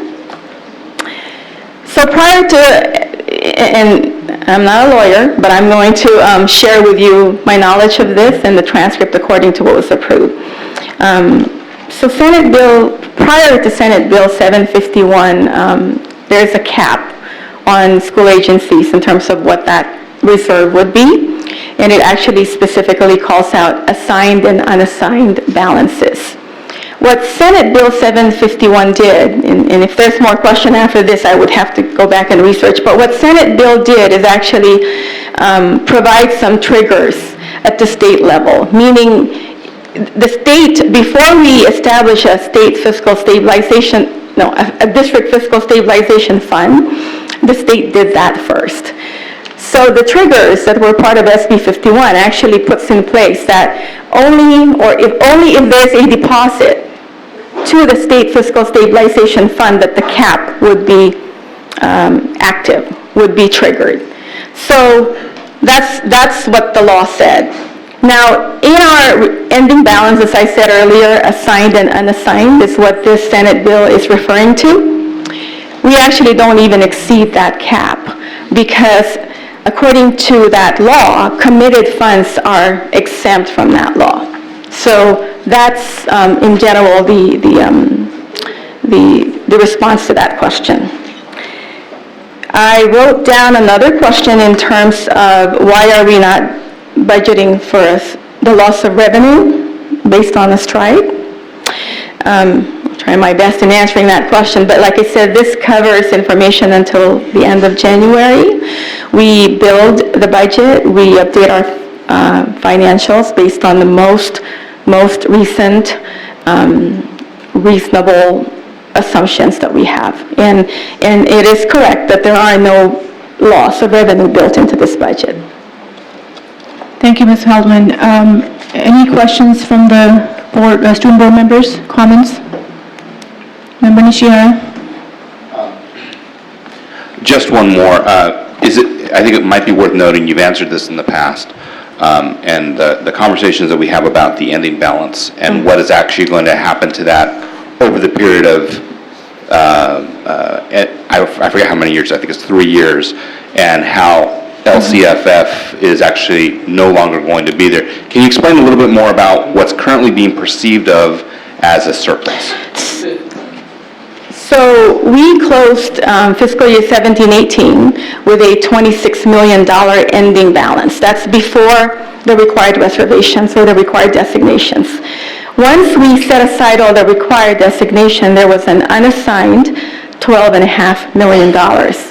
Now, that's looking at 17-18 in isolation. We do not pass or certify our budgets on a single year, as most of you are aware. Now, I mentioned earlier that by end of this fiscal year, LCFF is done. It's fully funded. It was fast-tracked from 7 years to 5 years. Well, that's good news for us. It also means that this is it. We've reached that cap, and there's no more new money, new funding that we are going to be waiting for unless we have a higher than expected COLA based on what we're hearing now. So what does that mean in terms of the single year ending balance? Well, that ending balance, like I said, was when we closed 17-18 fiscal year. In 18-19, based on our spending and budget structure, we're actually looking to spend $6 to $7 million of that $12 million, okay?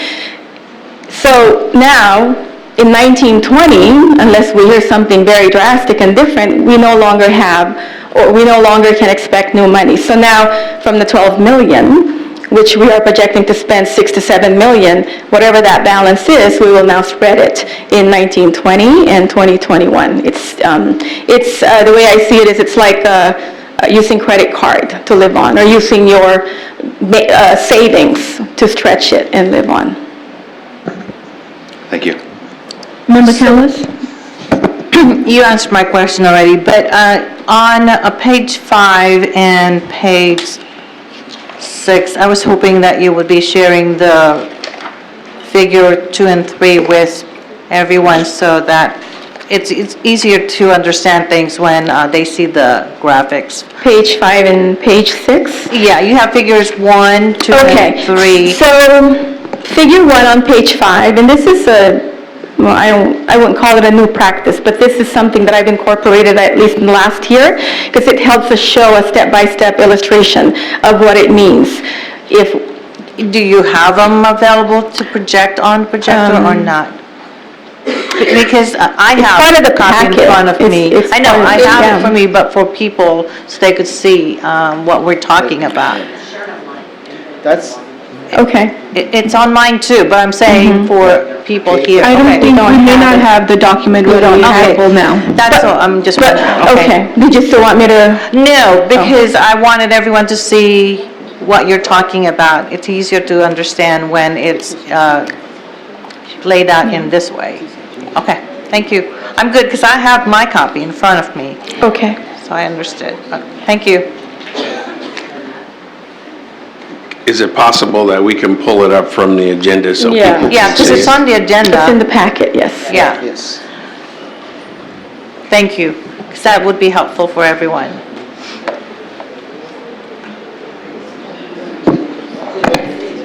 So while that is being pulled, Member Chima, do you have additional question maybe she can answer in the meantime? I'm good for now. Okay.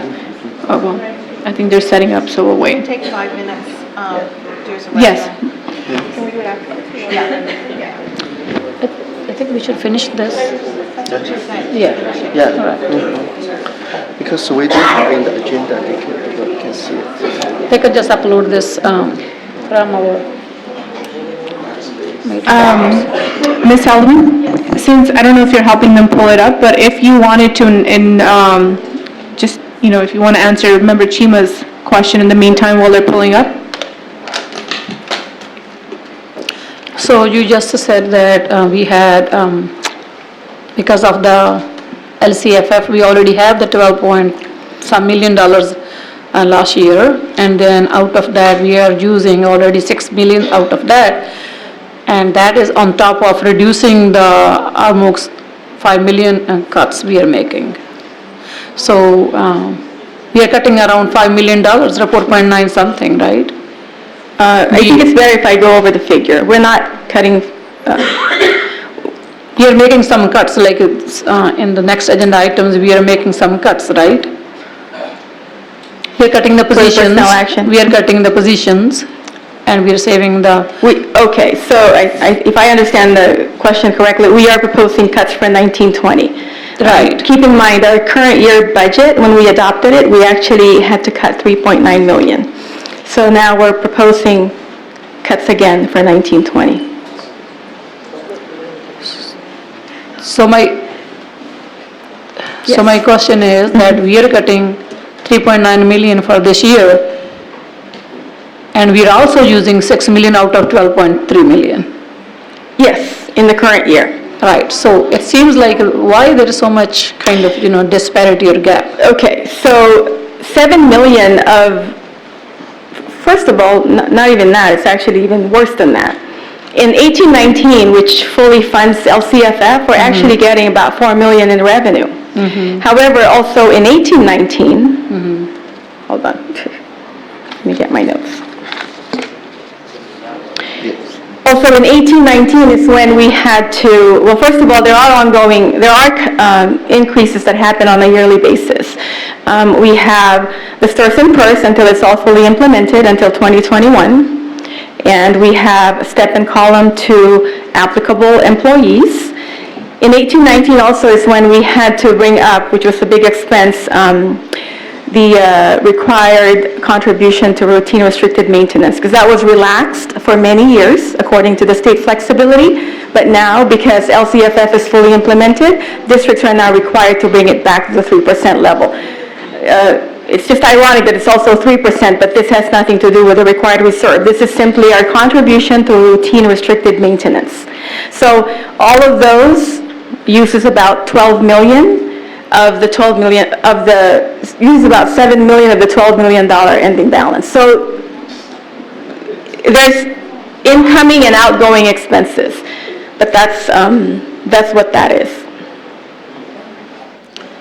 Now we don't have that same level of expenses in 1920 in terms of using up that remaining 12 million, but there are things that happen on the natural. Like I said, until PERS and STIRS is fully implemented, we're going to be absorbing those cost increases, and every year we do have some of the step and column. So basically, as I understand, is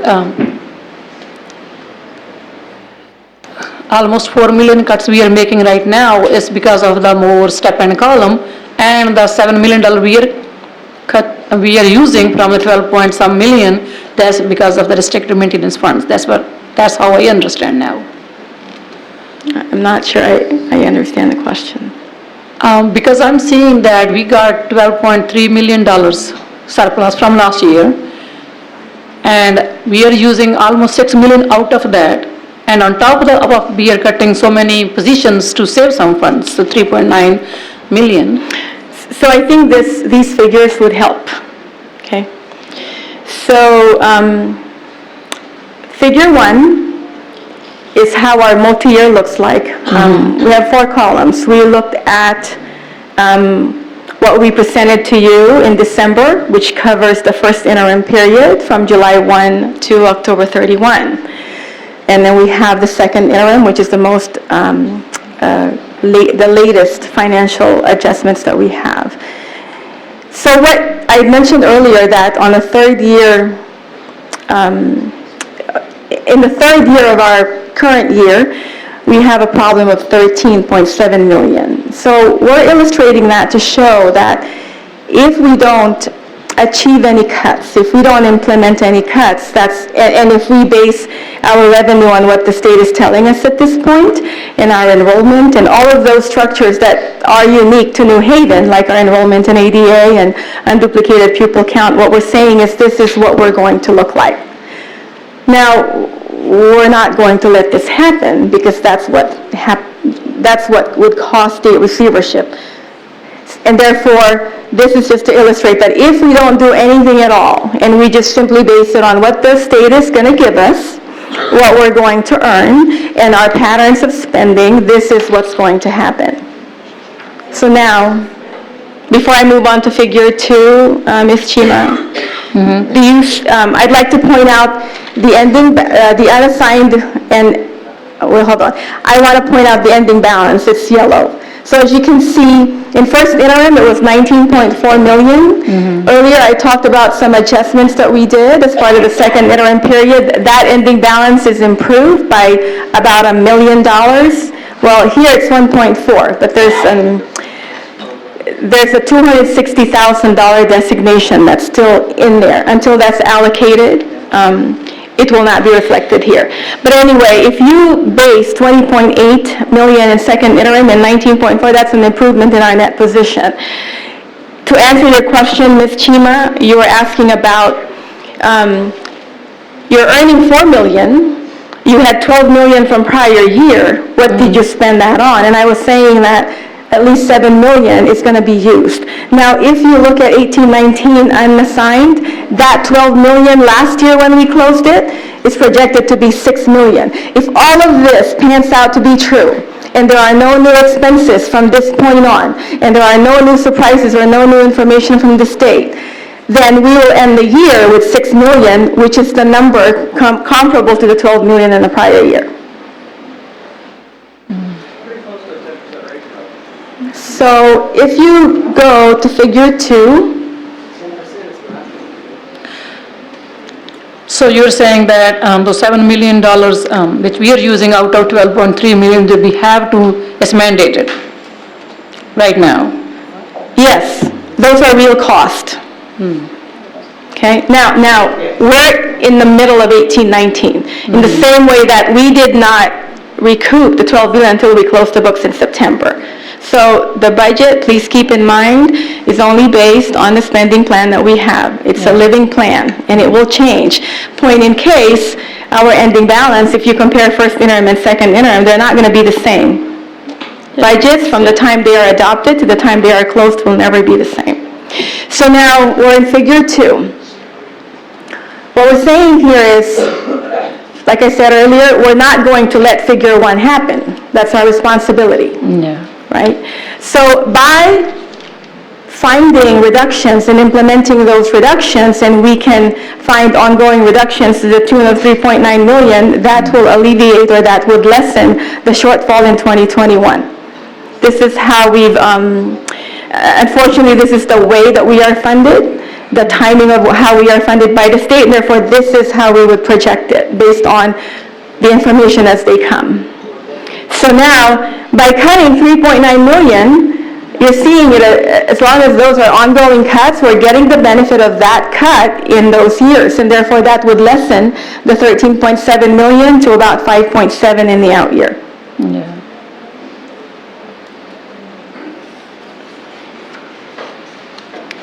Does that suffice your question, Ms. Chima? Thank you. Yes, thank you. Okay. Member Canlis, do you want to go back to your question since she has the figures up? I just wanted her to use Okay. the graphs to show what she was talking about. It makes it easier for people to understand. Sure. Thank you. Member Wang? Yes, I do have a question. I want you to help you to understand it, and for the, no matter the figure 1, figure 2, figure 3, for the IEU, the reserve, it's not the accumulated, right? That's you are taking this year's and actually will go back to the next year. It's not like you reserve like 4 million, so not continue accumulated, right? The reserve for economic uncertainties is for our size district, is a 3% level requirement. And the answer is no, we don't compound it. Every year you have to prove, or you have to be able to show that you have the required state reserve of 3%. Okay, so we have the reserve currently is about 3% for the school The district. state required, yes, we have 3%. State required, what do we have the situation now? Like now, how many reserve we have for the school district? We know the state required 3%, at least 3%. But currently in our school district, how many reserve we have? What percent of reserve we have now? Other school districts or us?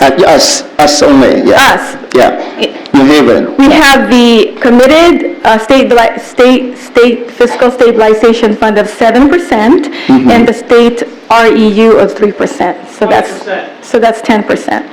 10%. So 7% is from the Cabello property. So we are not, I think that's not the part of the question at this time. Mr. Wong, the question is, There's a difference between the reserve designation and the ending balance designation. So to answer your question, we have a combined of 10%, 7% for fiscal stabilization and 3% for the state required. This is the figure 1, figure 2, and figure 3, Jeff. Yes. The first column, you see 18, 19. The IU, yeah. And the unassigned, the 4.9. I mean, reserve for the economic uncertainty, 4.035, 4.0, this is the Yeah. percent reserve. I understand that the figure 1, figure 2, figure 3. Figure 1 is we are do nothing, so, and by the Yes, 2020, it's so we have short of the 30.8 millions. And if we do the reductions only for the 19 and 20, so we will be ending by the 5 million. If we continue, we can balance on the 2021. If we cut, then we can balance. But continue for the 18-20 and the 2021, we continue. 19, 20, and 20 and 21. Okay, I have no question. 12 years, yeah. Thank you. Okay, with no further questions, may I have a motion and a second to approve the 2018-19 second interim report and multi-year projections for 2019-20 and 2021, and approval of resolution number 030-1819, resolution to reflect the commitment of the Board of Education to enact a plan to address any budgetary shortfalls in its multi-year projection analysis. I move. Okay, I'm second. Further discussion? Roll call, please. Aye. I abstain. Aye. Aye. Aye. Aye. Aye. Thank you. Before we move to our next action item, can we take a 5-minute short break? It is right now 8:28, so we'll reconvene at 8:33. Yeah, community, just take note, community. That's your board members that work for you. Wonder how they're gonna respond. Yes, I'm talking to you, board members, but I'm also talking to the community. The same people that elected you. Charlie, hang on.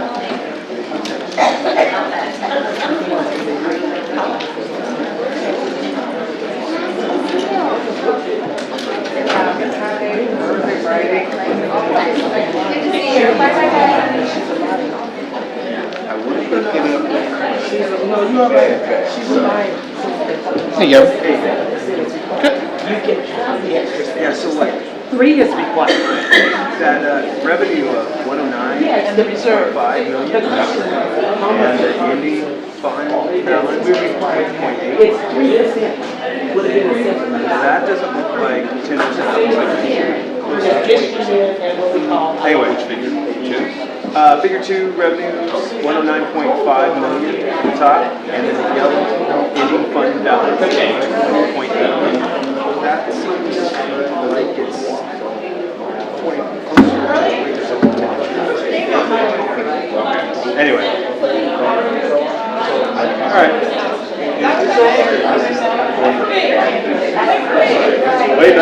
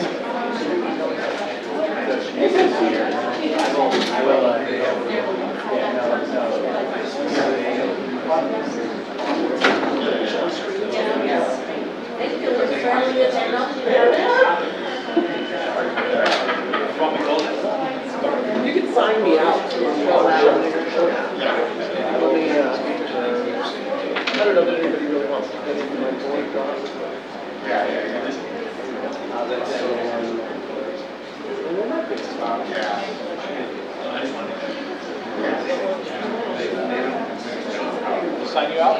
Yes, please, thank you. I'm still logged in on my game. You can sign up on this one.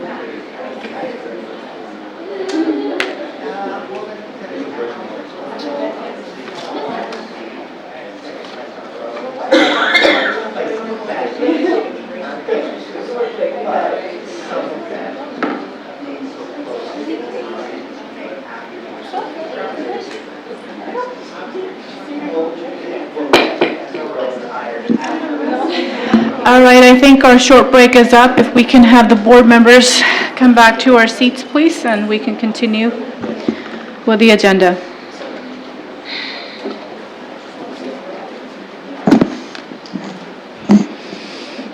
We lost our student board members. Oh, they had to go. Okay, that's fine. Okay, Ms. Metzinger, you're ready. So the next item is 8.2, approval of the 2018-19 Comprehensive School Site Safety Plans. Good evening, President Kaur, members of the board, Superintendent Smith. I'm pleased to bring forward our school safety plans from all of our school sites. These safety plans include their safety plan goals and policies regarding child abuse reporting, suspension and expulsion policies, sexual harassment policies, as well as the school site disaster plan, just to name a few.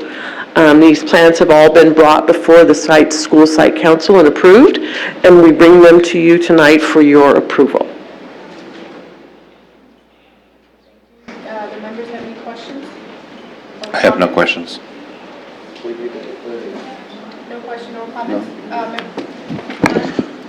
Well, just a comment. I know how tedious it is trying to put this together, but the bottom line is, there is a plan for safety, and although, sometimes you wonder how you could get to this book if there's a question, but it is, at least if people are given PD, they know they have a reference to go to. So thank you for putting this forth. And I know you have to update it every year, make sure that it's updated. Thank you. Yes, well, thanks to Mr. Lamb and really our assistant principals and house principals who do the hard work putting these together.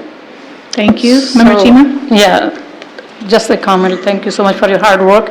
I wish we can make our system somehow foolproof, so I will leave it there. I agree. Thank you. Mr. Wayne? No comment. Okay, thank you. Can I add one thing? Yes, go for it. They look a little bit more consistent this time. Yes. With one voice rather than each one of the sites doing their own. So that makes it easier for people to understand even if they move from one school to the other. Oh, good. Well, thank you. We've worked hard on that. Yeah, thank you. Okay, well, that being said, may I have a motion and a second to approve the 2018-19 Comprehensive School Site Safety Plans? So moved. Second? Discussion? None. Roll call, please. Aye. Aye. Aye. Aye. Aye. Thank you. Moving on to the next section, consent agenda items, actions. Are there any items that members would like to pull for additional information, clarification, or a separate vote? No. 9.3? Okay.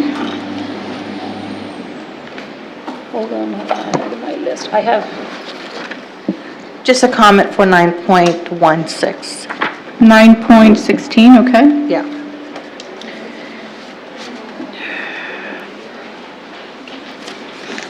Member Wank, you have any, Wang, you have any? No? some of my questions, they were answered, Okay. but I will have 9.14, 9.13,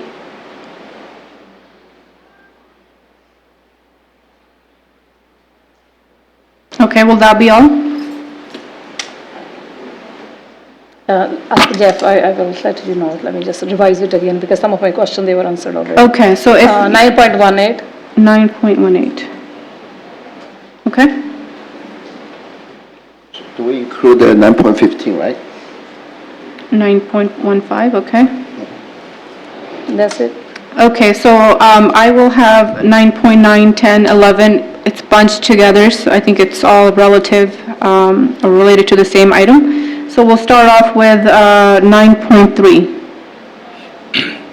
Okay, so this is just kind of a continuation of the conversation we started last board meeting. Since then, there's been some new information. We received a letter from the former Director of Technology. I've also kind of put together and shared through BC the kind of the criteria that we had talked about. Just wanted to see if we had any update on any of those things. I mean, I think, I don't want to belabor the point or at all, but I just wanted to see if we've had a chance to be able to kind of look into some of those things. We have not. We got it on Saturday. We met yesterday, and we just have not had a chance to flush it out, other than the BCs that we sent after the last meeting and the letter that we got yesterday. We had a time yesterday to talk about it, but we haven't been able to put an action plan together. I did share with the rest of the board what the concerns were. Does that stay on the, Yeah, you have other we questions? could keep it on there, and Okay. we could, this is just something that we can just, together as a board, kind of manage moving forward, I think. Okay, sounds good. The next one in that serial is, so if I can get Ms. Heldman to just help us understand 9.9, 9.10, and 9.11, since they're all talking about the surplus property at Pioneer Elementary.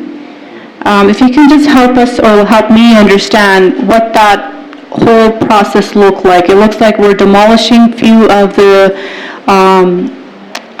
units, and then we're bringing in additional ones for temporary reasons or for purposes until a new modern building has been constructed. Yes. So good evening once again. So as you know, Searles and Pioneer, we are awaiting approval from DSA for the modernization as part of our Measure M bond. So this is directly related to that. We are going to be needing temporary housing for Pioneer, similar to what we did for Searles, I believe, but for Pioneer definitely, because we're going to have classrooms that will be, classes that will be, who will be displaced. So this is the solution for that. I'm going to call on our Director of Facilities to provide specifics in terms of these items. Thank you. Good evening, Dr. Smith, President Carr, and board members. So the process here, let me just go real quickly over it. The project there is a new building, two-story building, so part of that process will be to place a new structure, two-story structure, over existing 9 classrooms. There's a pod of 6, and they literally will sit right on top of that location. So that requires a relocation of students on city park lands. With regard to the buildings we need to demo, those are 1981, 1985 buildings. We're trying concrete foundations. The location for the temporary, we put them on what we call wood pads. So there was a question that was asked of me about the properties that we could have used those existing portables and moved them over. The short answer is no, not quickly. Probably if we hadn't taken them and reevaluated, because now they're already approved on a concrete foundation on a 1980, we would have to take those buildings back to DSA, get them evaluated, and see if we can get them redesigned. There are also buildings which are built, if you will, like Cheek or Toys R Us, and I don't mean that to be lightly, I mean, they're literally bolted together in a fashion that when we open walls, we're not sure we're going to have a shear wall versus just a framed wall. So there's a lot of conditions there which create a lot of unknowns and cost. So the normal process is, because they're also possibly hazmat, and when I say that, meaning we have to go prove that any kind of old paint, we do the process, we evaluate them if there's any paint materials. We have a hazmat assessment, which is required by California code to provide assessments on buildings. We go through that process, and then we lastly have to be able to surplus them if we're going to demolish them or get rid of them off from mount as a public surface. So with that, let me answer any questions specifically. Sure. So, yeah, you answered my first question as to why we couldn't reuse the same ones. But it sounds like you were saying that because they were older units and they were built on concrete base, it's going to be either hard to remove them, or it may not make it as you move it. I think beyond that, we should say that the cost. So the cost of moving them is... The cost removing them, putting in, and also putting on temporary concrete foundations, to put in concrete foundations and demo them out as a temporary is probably a double cost. You're pulling them back out, placing them back down, and then we would have to, after 14 to 18 months, pull them back out using a concrete foundation. Again, the cost of even going to evaluate them, have an engineer look at it and see if we can take them through the architect's office, state architect's additional cost. So it just keeps rising. And of course, the last unknown is, once you pull them up, what are they going to look like when we pull them up? Because they've been there since 1981, 1985, which is a unknown, which we will find out when we do lift them up. Okay, so thank you for that. That helps me understand that portion. So my next question is, the modular units that are being leased, how long are they going to be leased for? Leased to 14 to 18 months. So the program at Pioneer is estimated at 14 to 18 months. We're not out of DSA right now. We're still almost out of DSA for getting approved. They estimated at the time to do the demo, go back in, we're just a little over a year and a half. Okay. Thank you, that answers my questions. Yes. Similar to the same points. So I was looking for the time frame also, but then you mentioned in your 14 to 18 months because I didn't see it.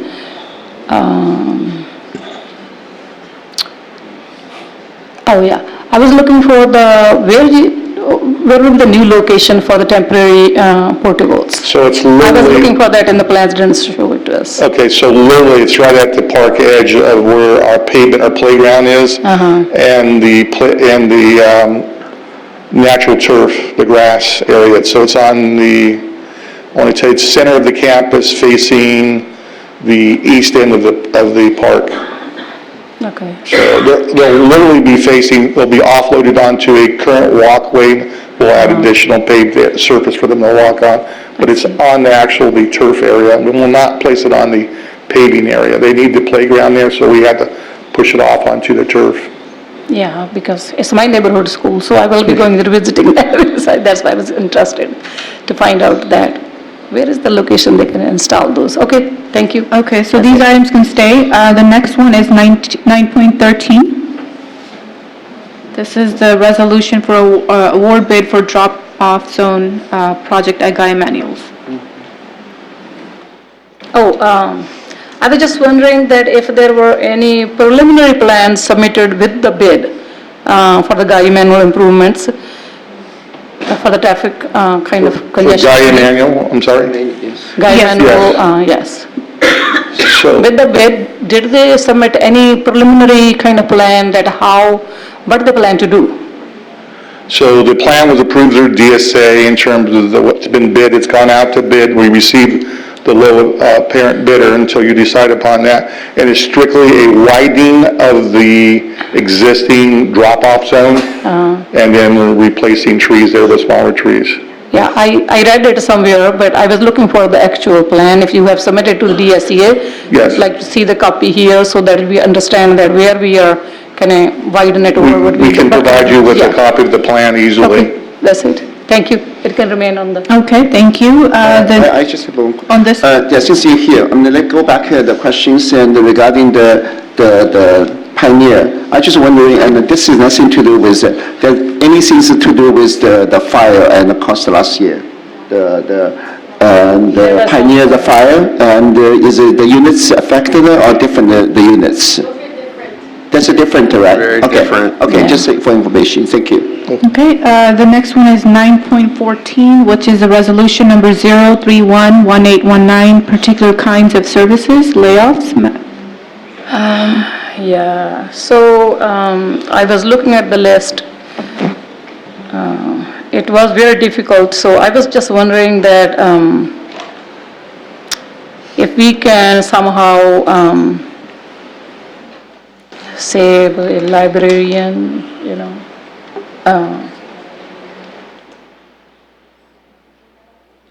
And how many counselors will be remaining after we kind of let go of 2 counselors, how many more counselors will be there? Okay. What I would say is that as a staff, as we had to consider all the reductions, the things that are on this list are all important. So I would say that I don't know that we could take one or the other and say this one's should come off or shouldn't come off. I do think it's important that when it comes to the counseling piece, it's being staffed to ratio. That means that they have a number divided by 450 equals a counseling number at Logan. For the last few years, they've had 2 extra beyond their ratio for all the right reasons. And very obviously they need that. This is one of those decisions that it's on the list because it's, again, with $5 million, that's one of the pieces we had to consider. So 450, you said, is it just a standard minimum? That is the or- contract language, so you get 450 Oh, so we are to 1 is all the way down, yes. okay. Yes, it's 550 at the middle school level. Okay. I see. I also want to, can I just say one other thing about this list, is that this list is actual numbers that we calculated based on the projected enrollment for next year with the 30 to 1 at grades 1, 2, and 3. There is a shrinking, right, at each site. The calculation is this many teachers at the elementary level are going to be out of the elementary. There'll be 25 less at the elementary level. And so the middle school, the amount of shrinkage at the middle school as well, just because of declining enrollment alone, is going to cause a number of layoffs for multiple subject people as well. So this number is at 25. We absolutely positively want that number to shrink. Every time there's a retirement or resignation, that number will go down. We are trying to make sure that through the tiebreaker resolution, we're trying to make sure that number is 100% accurate in terms of the priority number, like who comes back first. And we have no interest in prolonging that and keeping people on a list because we will lose them to other districts. We don't want that. And that is a possible outcome, but that's how drastic it is. It is not anything more than the reality of this budget. We don't want this to happen, but we have to stage for it. These layoffs and these reductions are precautionary, because not every single person that is going to get a layoff list will be laid off. But they will get a PKS note from us that says the March 15th layoff. By the end of this, by June, hopefully we'll know if they're actually going to come back or not. But we may not wait. For some of these people, they may not know until August, and for some people, they won't have a job next year. That's how serious it is. So that was my next question, Yeah. that you already have kind of answered it. That how did you come up with the 47, vacant Right. positions, and how did you find out?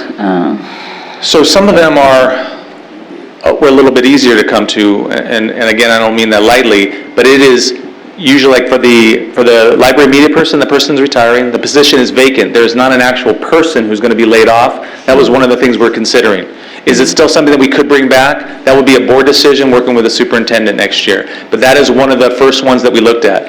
I would say all of the ones at the K-5 elementary level, it was straight like I explained. We took the number of kids that we're projecting next year, took the 30 to 1, going from 26 to 31. There is a shrinkage at each site. From every single site, I had to do a calculation that said, okay, this site was 25 last year. This year, they're going to have 22. That's 3 at that site. When you do all of the reductions, there's 25 less teachers at the elementary level. That's how we came to the number. So they're not just kind of like, let me think, maybe it's 25. It's not a guess. It is based on actual calculations. Thank you for explaining. Yeah. Okay, well, did you have additional I comment wanted to to that? add something to that. I wanted to kind of look at 9.1 for 9:15, 9:19, and 9:21, sort of related. I know this is one of the most difficult decisions we would have to make. And I want to make sure that we understand the process in the March 15 letters and the possibility, and you already touched upon that not all the people who got letter will necessarily not have a job, but could possibly be called back. And again, there is that problem of, some people will go somewhere else, and we don't want that happening. And also, you'd mentioned and alluded to the fact that when we have a new superintendent, we could look at these, and based on possible retirements and other changes, these numbers could actually be smaller. That's right. So can you explain the requirements for the March 15 letter and how we could possibly have people who get letter come back? Okay. So March 15th is governed by Ed Code. It is an old date that I think most people in my position would prefer to be more in June or somewhere much later, because it is signifying to people that you're going to be reduced potentially or let go, even though they're going to be here to the end of the year. It's unnecessarily disrupting to the teachers in our system, most of all, but it is a reality that every district has to go through every year. There are different categories. We have to issue these notices before March 15th. Temporary staff have to be released every year. That March 15th date represents the 75%. Once you've reached that point and worked beyond March 15th, technically, if you start at the beginning of the year to March 15th, that's 75%. Beyond that, you've worked more than 75%, you would be considered probationary. That's why we have to go through that process with temporary staff to issue that. Then there is the probationary staff who don't have a credential, or Probe 1 and Probe 2 staff who need to be released, non-reelected. They have to receive notices before March 15th as well. Then the most difficult ones are the layoffs, which we don't do very often. But the layoffs are also governed by the March 15th deadline. We have to initiate the layoff notice before March 15th. We have to do a PKS resolution. The last board meeting, I had to do a tiebreaker resolution. So there's about, I want to say 25 people who have the same hire date, because a few years ago, because of class size reduction, we added a lot of teachers in the district. Now because that funding has stopped, then we're going to have less. All of those people are going to have to go through a tiebreaker resolution that we're doing calculations for to do a ranking. It is a laborious, painful process for us, and it's worse for them. So we're trying to do everything we can to try to make it as accurate as possible and as humane as possible. We're going to be sending out tomorrow a list of all the seniority in the district so that teachers can make sure to check the list to see where they fall. That is going out for all teachers, probably on the website as well. Okay? Anything else I didn't mention? I'm just going to finish that one. Thank you for explaining that, especially for a lot of our new teachers who are usually the ones who are temporary and in the probationary situation. It's just so difficult for them to get a letter, because it's discouraging. But we also want to make sure they understand that there will be retirements, right? Yes. I mean, there will be retirements. And so the message that we've had, the meetings that we will have with some of them, the meetings we've already had with some others, is that if you are going to take a job somewhere else, let us know first. Maybe there's a possibility. We want them to let their principals know they're interested in here. We've invested in them the last few years, getting the PD. Some teachers spoke about that tonight. We want them to be here. It's not that we don't want them to be here. And so this is something that we want to be as communicative, but I've also said to them, the ones that I have met with, you need to also step up and communicate for yourself, advocate for yourself. But we have also teachers that support the new teachers in the system through our induction program who are advocating for them as well. And so we want to do everything we can to keep them on the radar, because if they leave, they take all that with them, and then we lose them. So we don't want that to happen as much as possible. Thank you. Yes, and yes, I mean, the same thing, the 9:15, the same. Actually, you answered all the questions, and thank you, and for the explanation. And same thing as just we, and like Linda and me, and we agree with you. We want to make sure, and when we need to do it because the process and by tomorrow. But and after we send the list to them, at least we need to let them to know and help them to quickly and find the job. At least we need to know we're welcome to continue in the school district. They're always welcome. We want them back here. But we've had teachers who have left the system, and we have told them very honestly, if there is no job available next year, I want to tell them that, because I don't want them to wait until September and then hope that there's going to be a job when they could get a job somewhere else. But I also don't want them to leave thinking that they can't come back, because there are many teachers in 2008, 9, 10, when we did the layoffs before, they left to Hayward usually, and then they came back, and they're teachers here now, and they're permanent staff. So we want them to come back. And so, but they have to take care of themselves first. Good, thank you. Okay. Thank you. The next one we have is 9.16. Right. Resolution number 033-1819, Women's History Month, March 2019. Yeah. Actually, the 9:15 is the same as the related, and he's answered already. Oh, no, 9.16. Okay. 16. 16, Yeah, that's the one I brought up. 16. Yeah. Thank you for adding that there. So it's nice to be recognized, to recognize the women and the contribution of women. I do want to inquire, the answer doesn't have to be tonight, regarding our teachers writing history project, the status of that. Make a note of that. Thank you. So I can stay? Yeah, I'm just wondering where we are as far as what we said we're going to do. Double check. Sure. There's so much going on that sometimes. Yeah, sure. Member Chima? So, along the same line, 9.16, I was just wondering if there is any activity planned in our schools regarding this resolution, or just a resolution here? Again, the answer, you don't have to give me the answer right now. I'll ask Ms. Metzinger to respond.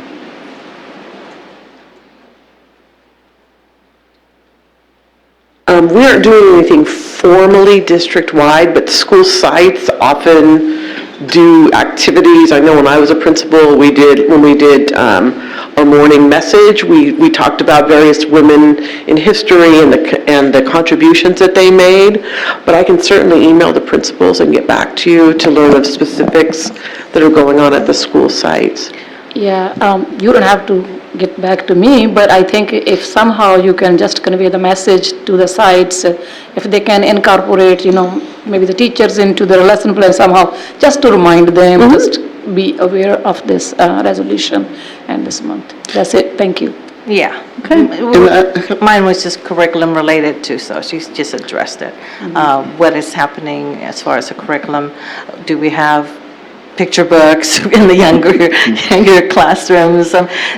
Do we have pictures on the wall? Simple things like that seems to be small, but yet not small. Absolutely. Thank you. I just have quick questions regarding the March 8th, and do we really celebrate this date? And it's kind of like history. It's like recently, and I see more and more women celebrate this date in Washington, D.C. How about here in the school? Do we talk about March 8th, the date, in the school to tell the students for the history and for the date? it was reserved by to United Nations, but it's kind of like a communist related. But like recently in Washington DC for last 10 years, they started celebrate for the International Women's Day. Again, we haven't done anything, we will. We I haven't just done for anything- information, yeah. Mhm. Yes. Okay. Mhm. Okay, thank you. So it sounds like all of these items that we discussed can stay on the consent agenda. So with that, may I have a motion and a second to approve the consent agenda items 9.1 to 9.23? Move. Second. Further discussion? Roll call, please. Aye. Aye. Aye. Aye. Aye. Thank you. With no further business, this meeting is adjourned. Thank you.